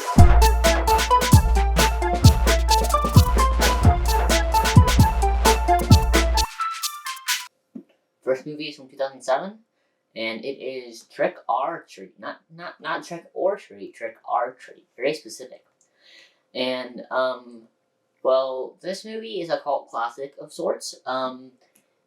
I don't believe it had the biggest, following as soon as it came out. I don't think a lot of people went to go see it. Correct me if I'm wrong, though. But I do know that it has a huge cult following now. It's surprisingly more prevalent as a Halloween costume than I would say, the big 3. I see way more Sam costumes from Trick or Treat than I see Michael Myers, Freddy Krueger, or Jason Voorhees costumes. I see their masks a lot more often, but I see full body costumes of Sam a lot more often. Maybe it's just where I live, maybe it's just where I frequent, but I don't know why people like this movie so much, but they do. Not to be a knock on the movie, it's actually a pretty good movie, but this film is very explicitly about Halloween. It takes place on Halloween. And the whole premise of the movie is kind of like Halloween traditions, because the movie itself is fragmented into 4 different pieces. So it's an anthology film. So that means that each sort of chapter are unconnected to each other, for the most part. It's not like the movie is a continuous strand of constant continuity. Like, you have one main character and he does things throughout the whole movie, and you watch him get spooked or something. I don't know, like a normal horror movie. No, it's several different sets of characters doing several different things on the same night in the same town. But throughout the film, we cut back and forth between these 4 different characters. And at first, their stories don't really seem to link together very much. But as the film goes on, you learn that characters carry over from one story to another. Like, for example, the evil principal from one story ends up being the victim in another story. It takes the anthology format of 4 different unconnected stories and kind of does something different with it that aren't connected explicitly. They don't have the same cast of characters or anything, but they are connected in the sense that characters from one story carry over to another story, even though they aren't the main characters in every story. But there is one singular link between all the stories, and that's this little cute pumpkin, this little cute sack head guy. He got a little sack on his head, and he's walking around, and he's like, oh, that's me. He doesn't say anything. He doesn't say, oh, that's me. But, he's not the main villain of all the stories, but he is there, sort of like a silent narrator. He's present for all the stories. So as each story reaches a climax, Sam is sitting there, sort of in the background, watching everything happen. Because he himself is sort of the representation of, the spirit of Halloween. He doesn't attack the principal, he doesn't attack the werewolves ladies, and he doesn't attack, the kid who lets all the other kids die, because they all have one thing in common, and that is the spirit of Halloween sort of flows through them in a way. Because the principal explicitly he loves Halloween traditions, and one of those is killing kids, but he does love the spirit of Halloween itself, and Sam rewards that by not killing him. And that's a theme that's present from the very beginning to the very end. The cold open of the film is him killing a woman who is also sort of bah humbug about the whole holiday, but he does spare her husband because he is much more enthusiastic about Halloween. Of course, he's the one who decorated the whole house Halloween themed, and she tries to clean it up on Halloween night, and he kills her because she doesn't like Halloween. And that's a theme that's present throughout the whole film. I do think the storyline about the evil principal is a fine one. Not a whole lot of things I have to say about that. So that's a pretty strong one because it does represent, the theme about the holiday and the traditions surrounding the holiday. And that's the one that I feel like, besides the Sam storylines, is the most straightforward out of all four of them. That it wasn't as strong as it could be. Unlike, say, the one about the kids, or the one about the werewolves that have a specific beginning and ending point. So, for example, with the kids, they get jack-o'-lanterns, they go out and place them as a sacrifice or offering for these ghost children, and then it ends up being a prank, and then, the ghost children are real, and they kill them. And that has a beginning and ending point. After the ending point, there isn't really much more you have to do with this group of kids. Most of them are dead, and the one that isn't shows up for a split second at the end, but she isn't actually doing anything for the rest of the film. Because this film isn't a normal anthology structure either, because of how entwined it is. All the stories are entwined instead of being one story one, now it's story two, now it's story three. It's entwined throughout the whole thing, and each of the stories are entwined with each other. And throughout the whole thing, you cut from one story to another story and back to the other story, and now there's another story getting introduced. It's not linear, is what I'm trying to say. It's not a linear anthology structure. It's very non-linear in that way. But the one with the evil principal, Wilkins, I think was his name. It doesn't have a solid beginning point and an ending point. You get introduced to him, but then after that, what does he do? He kind of makes the jack-o'-lantern with his kid out of this unrelated kid's severed head. But that's really not a solid ending point. It's not like he's gone after this. It's not like this is the last you really see of him, because he's a prominent figure through the rest of the film. He plays this red herring vampire person who we think is gonna be the main villain of one of these stories, but it actually turns out that this vampire character was Principal Wilkins the whole time, and then now he's getting killed by the werewolf woman. And so since he comes back in that way, it's not it's you don't really know what his story was. Was it just the carving of the severed head? Was that the end of his story? Or did his story continue out through the whole film? And in that case, is he less of an actual solid story and more of a Sam type character, where his storyline isn't definitive to one story? It's two stories kind of beginning and kind of being the two bookends to the film. Is that what it is? Is it that? So it kind of gets confusing in that way. What can really be defined as a story in this movie? But even though the structure of the Principal Wilkins one is kind of the worst, I think it is the second best in terms of actual story. However, I do think that the ones actually have a lot more structural integrity to them, such as the children and the werewolf women, are a lot worse in terms of their actual plot synopsis. So I already talked about the one with the kids where it turned out to be a prank. The whole prank, although it's mean-spirited, it doesn't really feel like a horror movie even. It kind of just feels like R.L. Stine Goosebumps. Not the Goosebumps, but what's the other one he did? The Haunting Hour. It's like that. That one he made for older teens. It's like something you would watch like that. It doesn't feel like it would be in a rated R horror movie. It feels like if it was released standalone by itself, it could really just be passed off as a movie for as a short film for preteens. It doesn't really feel like it belongs in this movie. And the werewolf women one, I don't know. The acting of the women, I get it was supposed to be stereotypical, but then it turns out actually they were just pretending to be this way so they could trick men and kill them as werewolves. And that's what the thing is. But I don't know. It just feels a little off to me. It doesn't.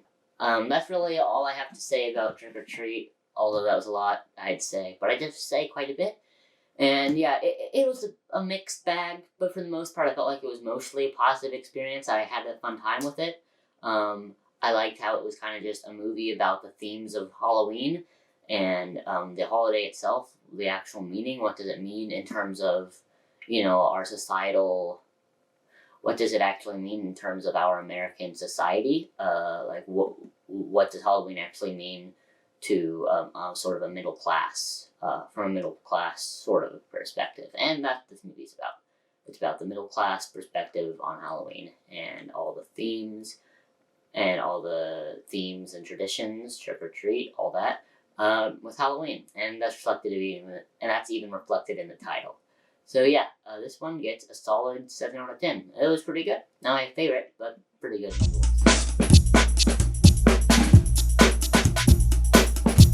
This one's also from the year of 2007, and it is Rec, R-E-C, not R-E-C-K, not like a car wreck, but Rec as in the abbreviation for record. And what is this song about? You may be asking yourselves right now.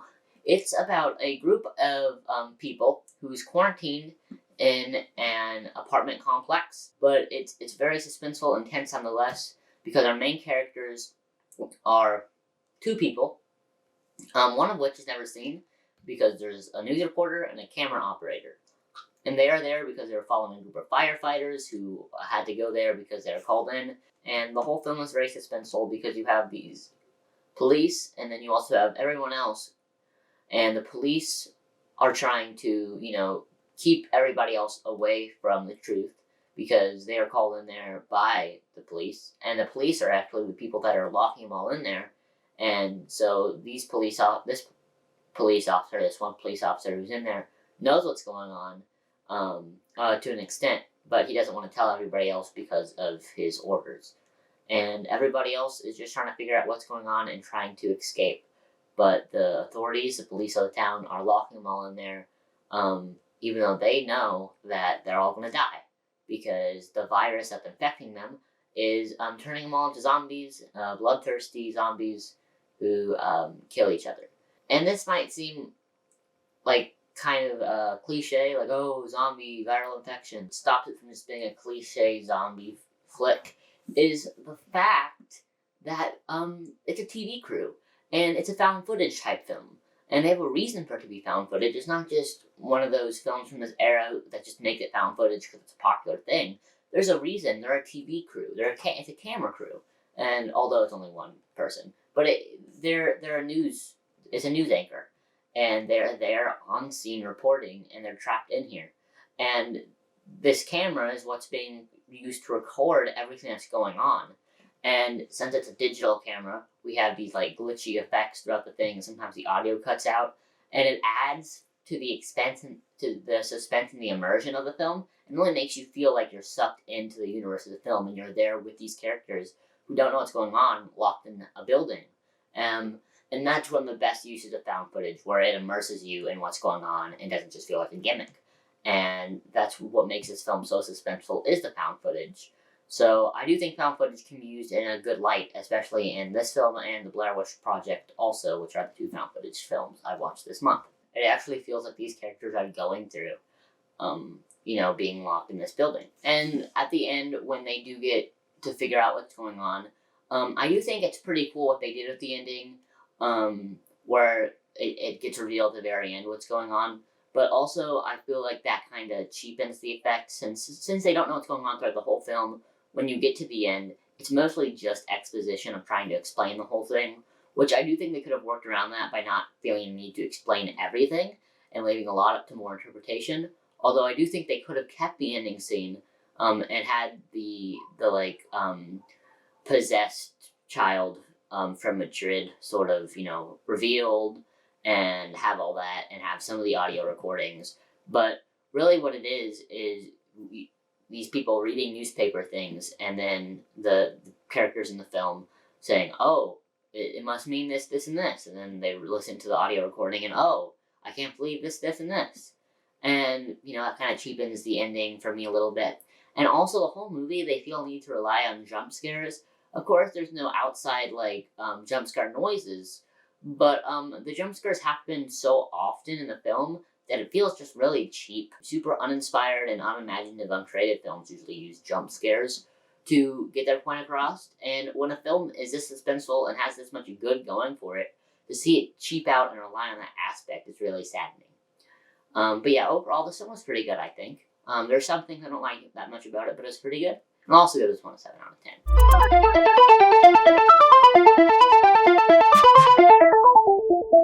This next film is 2009's Orphan. A lot of people think this film's good, and I have to tell you that I don't. I think it's trash.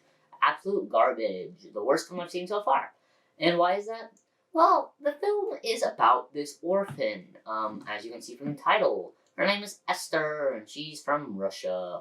And she's just a little tiny baby orphan girl. And, the film doesn't build her up to be malicious for the first part. It just treats her as a normal kid. Although, she does do some weird stuff, such as push a bully off of a slide, which breaks her ankle, and, some other kind of strange things. It's not anything that seems, like, too overly evil. You don't really know if she's actually trying to kill these people. She's just has a little bit of anger management issues. And we don't know her background. We don't know where she came from. But it doesn't really build up Esther to be evil in any way. And although a lot of films do this, they start out with the evil that try to create sort of an evil antagonist. They start out with the character being kind of normal, and then slowly they start doing worse and worse things until they become full-out evil. That's not what this character does. Esther doesn't do that. She does kind of some weird things that are kind of violent, but overall developmental sort of related, and to demonstrate what's going on. So the mother is talking to this character, and to this daughter, the adopted mother, and she says the F word, and that's treated like, oh, how dare she? That's, how could the daughter know this? It's not like she was adopted. It's not like we don't know where she came from. It's not like we didn't know what her background was in terms of using that word. It's not like we don't know that she knew that word was bad. You could have picked it up from it's dumb. And then, like, 10 minutes later, she's like, tries to shoot her adopted sister in the head, like, let's play Russian roulette now. And then she goes on to murder a nun. And it's like, what? You pushed a bully off the slide because it was a bully, to go just, like, killing, brutally murdering an innocent nun. Like, what are you doing? This isn't how natural progression works. This isn't how a natural progression of evil works. And, you know, it is revealed that, oh, she was evil the whole time, and she was just trying to hide it from her family. But we're not her family. We're the audience. We don't need to be left out on if she's evil or not. Like, we could have a fine film build up with the whole film knowing the character's evil. I mean, that would be much better. I would like it a lot more. I'd like it a lot more if we knew the whole film that the character was evil, which is something we kind of do know. Like, of course you know the character's evil. The tagline of the film is, like, Esther is not what she seems. Oh! So why try to pretend that we don't? And this movie has so many jump scares, it's honestly comical. Like, the amount of jump scares in this movie made me laugh so much. Like, there's just, like, some stupid jump scare. Like she, like, looks at the camera, like, oh, boom. And I'm like, what? What? Was I supposed to be scared by that? At no point was I like, whoa, that was scary. I never actually had a visceral reaction to a jump scare. I just stared at the screen and got more and more mad because this stupid movie made me mad. A lot of dumb exposition dumps throughout the film. So, like, this nun character who's from the adoption agency comes to the house and is like, yes, actually, I learned some more about Esther. It's, this, and this, and this, and this, and this, and this. I'm like, what? And then, like, towards the end of the film, the main character the mom gets a phone call. It's actually like, yes, Esther was actually this, and this, and this. And this, and this, and this. And this, and this. And this. She's like, what? And I'm just like, what? That's not, like, was I supposed to be terrified that this is revealed? Because to me, it just seems a really cheap and really lazy way to reveal this. Just like the main character gets a phone call and, like, gets told, like, no. I'm just going to tell you right now, no. That's a big no. And the ending is honestly the stupidest thing I could have imagined. And actually, it's revealed at the end that she wasn't a little girl at all. She was a main character with a disorder that makes her look smaller than she is, but actually she's 33 years old and she's just masquerading as a little girl to try to get the father to have an affair with the mother, and she thinks that this would work somehow, even though the relationship she's building up with her adopted father is clearly a familial one, and she's done this around 5 times before, and she doesn't understand at this point, And it's not even revealed throughout the film that this might be what she's going for. Like, it's not revealed that she has any, like, sexual intentions. It's just, like, purely that we think that she's probably just, like, an evil kid, but actually she's 33 years old, and her intentions are purely sexually motivated. And, yeah, makes no sense. Why?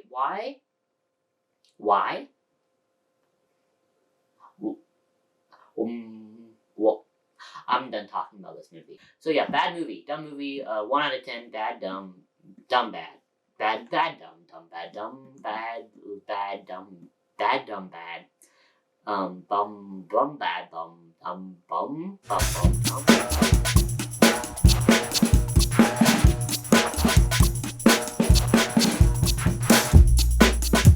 Time to go forward in time to the year 2015. This movie it follows. What's following? Well, this movie is about a main character, and she is in college, I believe. Yeah, she's in college because she does go to school, but it is stated that she's out of high school, so she's in college. This main character is sexually active, and this movie is sort of an allegory for sexually transmitted diseases such as HIV, AIDS, HPV, what have yous. Once you have sexual intercourse with someone, then this thing follows you. This person who, it's not actually a person. It's sort of not really explained what it is, but it's a thing only you can see, and it can take any form at once. It can pretend to be one of your family members, or it can just be a random person, and it follows you until either you pass the disease on by having sex with someone else, or you die. And if the person that you pass it on to dies, then it goes back to you and tries to kill you again until you pass it on again. And this film is about a main character, and she had a sexual experience with somebody, and now the thing's following her. And it's this suspenseful film of her trying to figure out how to get rid of this thing. It's this thing she didn't know even existed until very recently. And she doesn't really know how to get rid of it. She doesn't know if she can trust the person that she had the intercourse with, because this person is not the most trustworthy individual. And the whole movie is just her and her friends trying to get away from this thing and trying to get rid of it. And it's a very good film, and it's very suspenseful, and it builds tension in a lot of scenes, and it's really good at doing that. And there's really great messages sort of about expressing your sexuality and how freeing that can be, but also the dangers that can come with that in terms of viruses. And this fantasy concept is sort of makes for like a nightmarish, creepy, like very strange movie. And it's clearly going for that vibe, because the film itself isn't set in a specific time period. There's old 50s televisions, there's old cars from the 80s, and there's one character that has this weird futuristic phone. So it's like this weird blending of time periods and genres, and it makes for this movie that doesn't really feel like a movie in a good way. It feels like a weird nightmarish, dreamlike experience, and it's pretty cool they pull it off without it feeling forced. There are some things I don't like that much about it. One thing is that there's some like comedy in it that feels like, especially towards the beginning of the movie, when we don't really know what's going on yet, there's like this added levity that just feels weird. It could add to the dreamlike, visceral experience, but it more so makes it just feel like it clashes too much. Something that the rest of the film doesn't really do, despite all the weird things that are going on. But this specific like weird brand of like coming of age movie humor sort of makes for a weird tone that clashes with the rest of the film's tone. And you have this weird like coming of age like humor, and then the scene after you'll have this like spooky monster thing. And it's kind of weird how it tries to blend those two, and it doesn't really do it very successfully, I don't think. But it blends everything else pretty successfully. Also, the ending goes on for a little bit long. You have the big climactic action scene at the end, and then it just keeps going and going. And it's sometimes it just feels like it's wandering, and it's kind of like just meandering, doesn't really know what it's trying to do. And there's some scenes that do this well. Like, you don't really know what's going on, and it's up to your interpretation. But there's some scenes that do this poorly, and sort of just feels pointless. And, yeah. So, yeah, it's a mixed bag, but mostly positive, mostly good experiences watching this film, and I like it quite a bit. And I'm also giving this one a 7 out of 10. This is the decade of 7 out of 10s, I guess.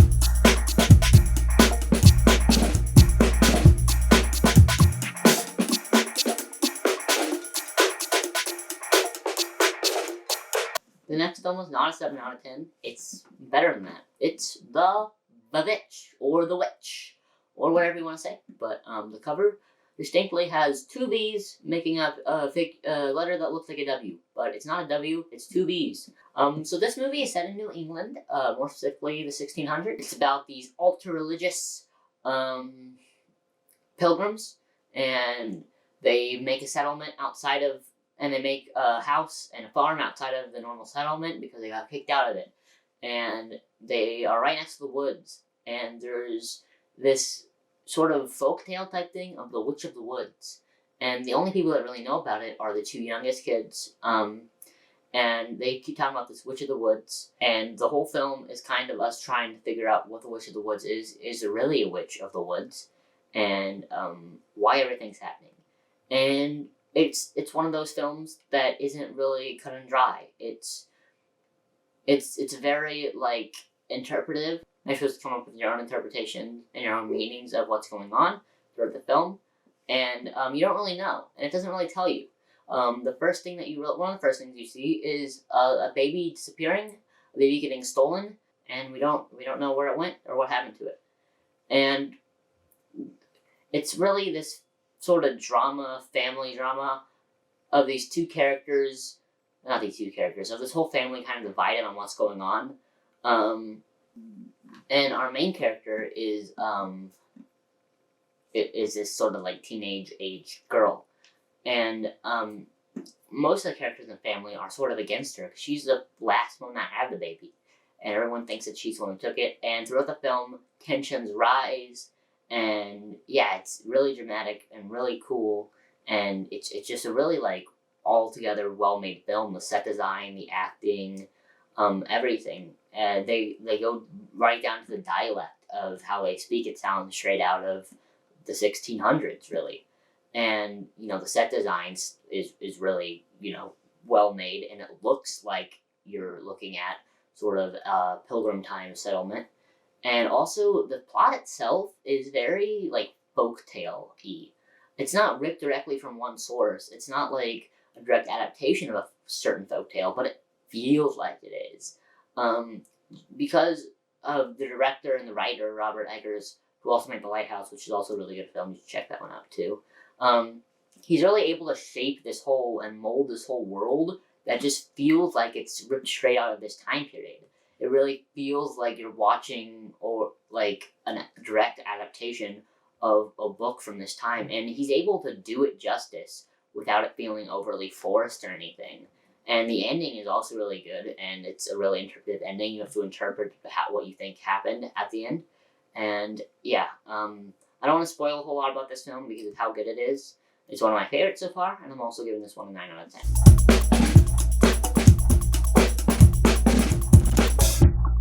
This next one's from 2017. It's a horror film by Jordan Peele, and it is Get Out. I have seen Us, directed by Jordan Peele, and the new Candyman, which was produced by him, but it was also written, I think, by him partially, and had a lot of Jordan Peele influence in it. This one I wanted to like a lot more. I'm really mad that I don't like it as much as his other ones. A lot of people think this is his best, and I'm glad people do, but I don't. I think it goes about this social commentary in a really fun way. It doesn't try to take itself too seriously, which is part of why I don't like it as much. I don't think serious subject matter has to be talked about in a very serious manner. I think there can be some comedy and some lighthearted notes to a film with racial messages. But this one, I don't really feel like the racial messages blend too well with the comedy. It's sort of just like you're watching the film and then he talks to his friend on the phone, and then that's where the comedy comes in. And it's not really woven throughout the storyline. It's just like a serious film that feels like there was comedy interjected in it later. Although I don't think that's how it is. I think this was a part of the story since the beginning. I do think sort of him talking to his friend on the phone and his friend's the only comedic aspect. You kind of take him out of the film because, like, it's kind of weird that during the story there's only one character who's comedic. Like, just one comic relief character. It just doesn't make a lot of sense to me. And, some of the comedy I don't even find that funny. I just don't think it meshes well with the rest of the plot. I do like how the tension builds throughout, and I like how it's like suspense, guessing what's really going on. Why are they kidnapping black people, and what are they doing with them? And when it does get to the climax, it's a pretty fun climax and a pretty fun place to take it. The ending just isn't there for me, because I can get away with all the other comedy, but when you take the ending and you make the ending, in the ending, his comedic relief friend saves him, which was kind of built up throughout the plot, throughout the rest of the movie, I guess.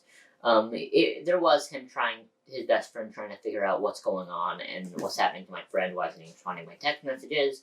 He said some weird stuff was going on. What's going on, really?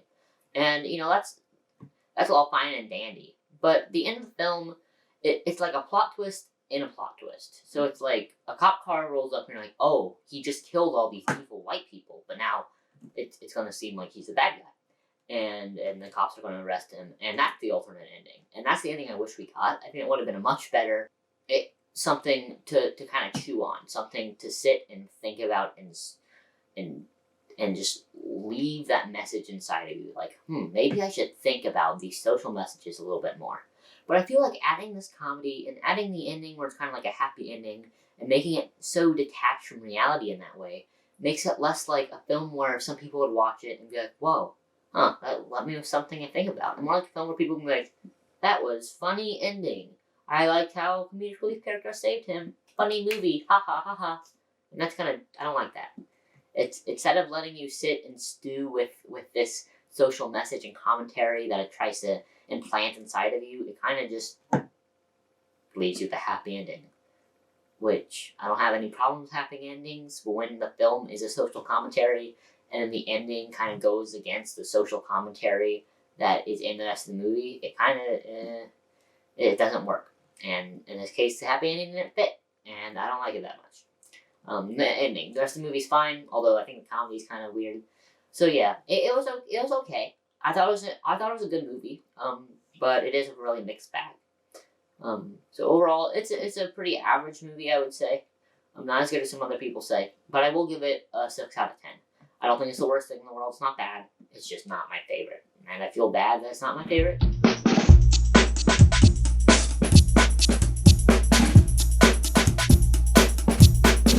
Next one, also from 2017. How?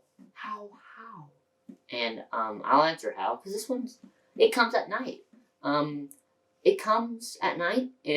What's coming at night? I don't know what's coming at night, actually, because the film's title is kind of a misdirect.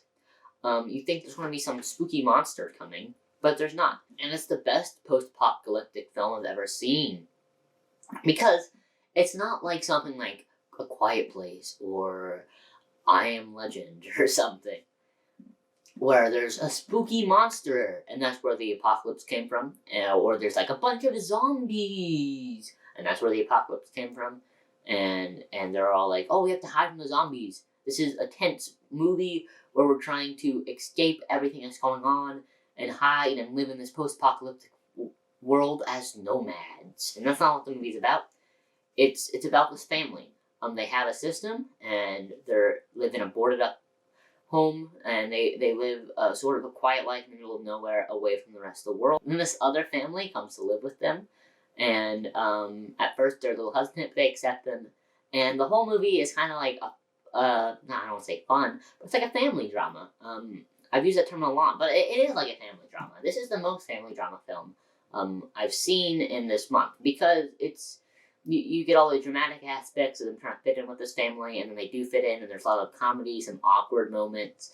You have the kid from the one family that lives there interacting with it, and it's just a fun movie, and it's this bonding that's happening between the two families, and it's really fun to see it. And it feels so realistic. It really feels like it's taking you into the universe of this film and what a post-apocalyptic world would really be like for like a normal family, and what they would have to go through to survive in this post-apocalyptic world, not as nomads, but just living their normal everyday lives, just isolated. And yeah, it's these two families in this isolated home. And then in the last 3 minutes, it starts going kind of haywire. It starts going kind of crazy. The youngest kid from the family that moved in with this one family gets infected, and with whatever's going on, and because we never know what's going on. We know it's a virus, but the film doesn't have any unnecessary exposition about, oh, this virus started back in the days, and then it started because some scientist. No, it's just like there's a virus, and people died, and it infects people, and that's all you need to know. And I respect that a lot, that they don't really try to have any unnecessary world-building exposition, because sometimes you don't need that to tell your simple story. The ending scene is the tensest I've ever felt during this month, and during a movie in general. It's such a simple story, but it executes it perfectly. There's nothing bad I really have to say about it. And the ending shot of the film is just so haunting. It's these two characters sitting at a table, and they don't say anything. And it lasts for the shortest amount of time possible. You don't know what's happened. They didn't show it to you. They didn't tell you what happened, but they're just sitting there. And although you don't know what happened, you do. They don't tell you what happened, but you know perfectly everything that happened. And you're able to just read their minds at this point because you've been with them isolated for so long. And it's crazy how they're able to build up a world like that. And I think this is the best film I've seen this month. And yeah. It Comes at Night is pretty underrated. It's on Netflix. You should watch it. I'm giving it a 10 out of 10. Yeah, sorry. I don't make the rules. I do make the rules. But I also follow them. In terms of rankings, I'll give you, let's say, top 5 and bottom 5. Top number 5, Don't Look Now. Number 4 is The Blair Witch Project. Number 3 is The Witch, or The Vitch. Number 2 is Rosemary's Baby, and number 1 is It Comes at Night. Yeah, a surprise champion, but a welcome one. It's a really good movie. And also, I guess I'll give you my bottom 5 too. That's The Wicker Man, The Omen, Nightmare on Elm Street 3, The Dream Warriors, The Blob, and new surprise worst one, The Orphan. Although we do have 3 more films to watch, and I'll get to you soon once I watch them. I want to get back to you on Halloween. Yeah, whoa, Halloween. Yeah, comes in 3 days, guys. For you, it's like 2, 3, ways away. In the past. For you, it already happened. For me, it comes soon, so that's pretty cool.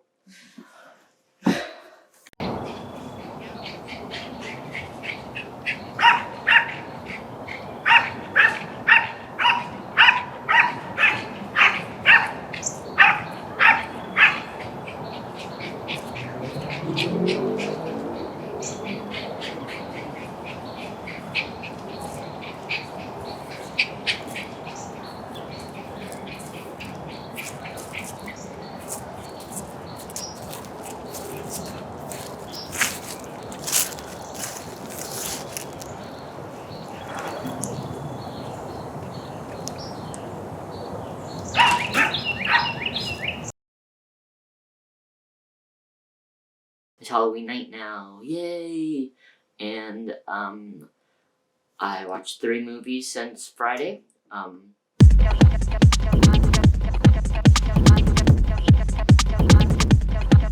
So let's start with the movie I watched Friday.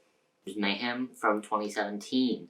Mayhem is about a virus, kinda. It's like an action comedy, kind of horror. And yeah, overall it's like a pretty tropey revenge thriller, because this guy just gets fired from his job, and then he goes back to enact revenge on the corporate higher-ups of the corporation he worked for. And it's this big action movie where he has to go floor to floor with his friend, who is another person who doesn't work at the company, but she got locked in with them. She was around. You know, it's a whole story. But they go floor to floor, killing people to get their key cards so they can advance to the next floor. It's almost like video game like, I guess. Like each floor, each like person they kill is like a new level sort of to the game. But it's pretty fun. It's a fun watch. But there isn't really a lot of depth to it other than just a fun movie. That's really all it is. But that's fine when that's all a movie wants to be. It wasn't trying to be some big movie trying to call out how terrible the corporate condition is now. It was just like a fun revenge thriller.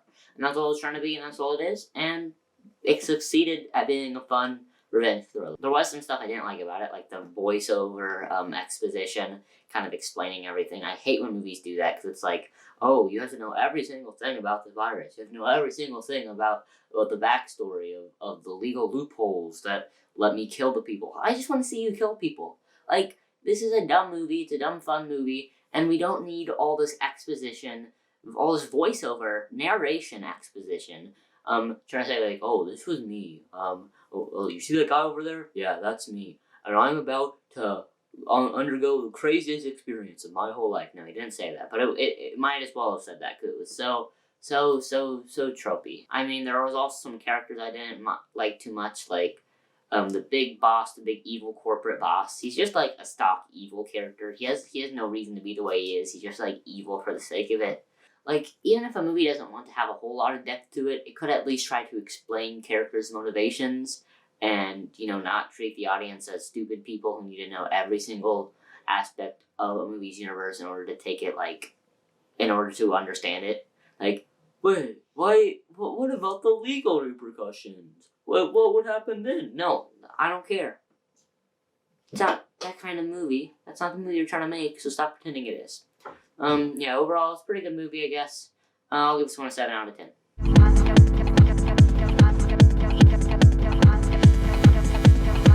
Next movie was 2018's Suspiria. I watched the 1977 version earlier, and I told you that I wasn't that big of a fan of it. And that movie doesn't have a lot of plot. It's mostly visuals. It's just, look at the pretty colors, guys. Oh, look at that. Oh, look how crazy that scene was, And that's what we wanted it to be, and that was fine. I wish it had a plot. I wish it actually had a storyline that was more intensive than just, oh, spooky witches run a dance school, which this movie delivered on that front. It wasn't just spooky witches run a dance school. The dance school has nothing to do with the spooky witches. It's just kind of like a backdrop for their coven. But in this movie, the dancing is the focal point. There's several prolonged scenes that are just dancing. There's a lot of really great choreography in this movie. And I think it's really cool they're able to pull off all, the amazing dance choreography. Because this is a very prestigious dance school. And unlike the first film, which was an American woman who goes to Italy, this American woman, who's from Ohio, she's an Amish person, which is cool. We get backstory into Susie. We know her actual motivation as a character and what she believes in and why she's here. And we learn that the reason why she's here is that she really adores and admires one of the higher-ups, Blanc, at the school. And that's why she came to the school, which is in Berlin. And this movie is a period piece. It takes place in the 70s, so it's in divided Berlin. And the whole movie, although it is heavily related to the witches and the dancing, it's sort of an allegory for political tensions in East and West Berlin. Because at the beginning of the movie, a character goes missing. And although in the first film this happens, but actually the character just dies, in this film the character goes missing, and the whole film is really what happened to her. And one of the characters that tries to discover what happened to her is this older man who is a doctor, and he had a relationship with this person. And he has a direct correlation with sort of Nazi communist Germany, because his wife got taken away and got locked in a containment camp, and he doesn't really know what happened to his wife. And so basically a lot of the movie is really sort of an allegory for political tensions in Berlin, because the witch coven, which is actually explored in this movie, unlike the first movie where the witch coven was just a spooky thing that was there just for the sake of spooky stuff to happen, so the characters could be, oh no, I have to stop it. And unlike that film, this film actually explores on what is going on in the coven and what this coven is and why they're doing what they're doing and their rituals and all that jazz, all that sort of stuff. And there's really a power divide between Blanc and one of the three mothers of the coven. And the main character, Susie, She doesn't try to kill the witches at the end of the film like in the first one. It's not like she figures out about the witches and then immediately tries to kill them and succeeds and then leaves like what happened in the first one. In this film, since she has this sort of bond and infatuation with Blanc, she wants to become a part of the coven. And it's not like they just try to kidnap her and abduct her without any foresight given to the situation. It's sort of a long sort of bonding relationship between this sort of coven and Susie. And she accepts this, and she wants to become a part of the coven. Which, again, is much more interesting than what happens in the first film. And there's a lot of really interesting ideas presented here that weren't even in the first film. A few concepts and ideas were taken from the first film, but most of it's all original. Because it spends time building up this coven. It doesn't just drop it in an expedition dump like the first film does. It spends time building this up. You spend time with the witches instead of just learning about them at the very end. You spend time with them. And it's still very suspenseful because you're still trying to figure out what the whole deal with these witches are and how they're going to interact with Susie and how Susie's going to take to them. But we still know they're witches right from the get-go, unlike the first film, which is an hour shorter. So when you find out they're witches, it's just the end. Like, oh, they're witches. Goodbye. And it's very lame. But this film doesn't try to do that. It lets you know these are witches, and it builds it up. And there's really great instrumentals throughout, but also there's like lyrical songs, like songs with lyrics, which is something I was not expecting, but was really cool. And there's like 3 of those throughout the film. And you would think they might not work, but they work really, really well. And the tone is still stylized. There's a lot of quick zoom-ins, and there is still a color palette to it, but it's much grittier and feels much more realistic, like much more like dramatic, like a drama kind of. Less than the original film, which was very fantastical and which was cool. That was my favorite part of the original film. But this film's tone adds to the story, and if it was still that fantastical sort of color contrast, I don't think I would have liked this film as much because the grittier tone, the grittier stylization worked a lot better with the tone of this film. I like how the movie doesn't just end after the climax like a lot of these movies do. It keeps going on. It has a whole epilogue, and it's like a 20-minute epilogue. And you think that'll get boring, but it doesn't. It adds to the story and tells you what happened to a lot of these characters. And it still leaves you with questions at the end, but it still clears a lot of the questions up. It's also 10 out of 10, and it's gonna be the top one now. And you might think, oh, you just like new movies. You have the mentality that old is bad and new is good. No, that's not true. That's not true at all. I just find, in this particular circumstance, that the older movies I looked at aren't quite as good as the newer ones. But Rosemary's Baby is like my number 3 favorite film from this whole month. It was really great. Don't say that I just hate old movies. I don't. It just so happened to be that the movies I liked more, that were more my style, happened to be newer in this case. I like a lot of old movies. Shut up.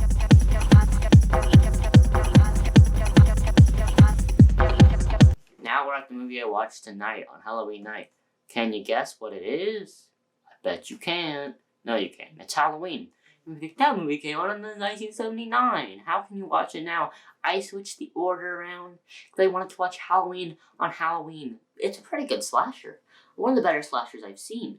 I don't think it's as good as Black Christmas, but it's much better than Friday the 13th because at least it's more purposeful. It has a purpose to exist. There's a lot of like really long, lingering shots that just like constantly are moving, and that feels like really, it builds up a lot of suspense, and it makes you feel like you're actually in the film. It glues you to the screen. And it's a really suspenseful, intense movie. And it's really good at building up the suspense. Michael Myers feels like an actual like slasher villain. I'm not afraid of him, but I feel tense when he's around. Like, he gives off this very menacing aura, which every slasher villain probably should. And I think it has to, and I feel like it founded a lot of these modern day slasher archetypes. Even though Black Christmas and other slashers came first, this really popularized them and threw them into the limelight. It chucked them in there and really made people want to make more slasher movies. And that led to a huge influx in the late 70s and early 80s of just slasher movies. And this film is the reason for that. For better or for worse, this film is why that happened. And I can see why people gravitated to this film so much. It's a really visually striking film. And there's a lot of artistic choices they take. Like, there's really no blood throughout the whole movie. You see a little bit at the beginning in the first kill, but that's that kill is greatly obscured by the mask over the camera. And the rest of the kills, there's really no blood. It's left to the imagination, which is what adds to the greatness of this film. But although this film isn't all great, I do feel like a lot of the characters are very one-noted. They're one-sided. They fall into the cliche archetypes, which I know I said this film invented those archetypes pretty much. But even if you invent the archetype, you want to at least have some sort of depth to that archetype. Like, even if you invent something, you still want to do something purposeful with the thing you invented. You can't just be like, oh, look, I made something. But what does it do? Oh, nothing. Just look at it, please. Like, what? That is... Also, Dr. Loomis was a pretty terrible psychiatrist. He was just, like, talking about he was talking smack on his patient. He was like, oh, he's evil. And this is everything that happened. These are all the encounters I had with him. Like, you know you can't reveal that stuff, right? Are you an actual licensed psychiatrist? Because your license is about to be revoked. Because you're a pretty terrible one. Even if this is an evil guy, you can't just, like, reveal everything that happened between you two. That's a breach of privacy. Like, what? And a lot of the characters do really stupid things. So yeah, this film's good. It's not bad. It's one of the better slashers I've seen, but it's still not the best. It has a lot of improvement that could be done, and it's not my favorite. So I'm also giving this one a 7 out of 10, which you might be like, that's blasphemy. Sorry, I'm blasphemous. But let's take a look at my ranking. This is my ranking. Right here, you can see all of them. I'll probably have them scrolling or something. I don't know what I'll do in editing. Top 10. Number 10, House. Also known as Houseu. Really wacky film. Good film. Then A Thing from Another World, Black Christmas, The Thing, the remake of A Thing from Another World. Both of them on here. Don't Look Now is at number 6. Blair Witch Project's at number 5. The VVitch is at number 4. Rosemary's Baby's at number 3. Number 2 is It Comes at Night. And number 1 is the film entitled Suspiria 2018. Wasn't that a great top 10? Let's go through the bottom 10. So Get Out is number 22. Number 23 is Wes Craven's New Nightmare. Number 24 is Hellraiser. Number 25 is Videodrome. Number 26 is Suspiria, 1977. Number 27 is The Wicker Man. Number 28 is The Omen. Number 29 is the film entitled Nightmare on Elm Street 3 Dream Warriors. Number 30 is The Blob. And number 31, the worst film I watched, which I rated 1 out of 10. This film was trash. The Orphan. Bad film. Or no, just Orphan. Don't watch it, please. If you watch it, you won't have a good time. So that is that. Thank you for watching. And I'm gonna go do my Halloween duties now. I'm gonna go see if we had any trick-or-treaters. Goodbye.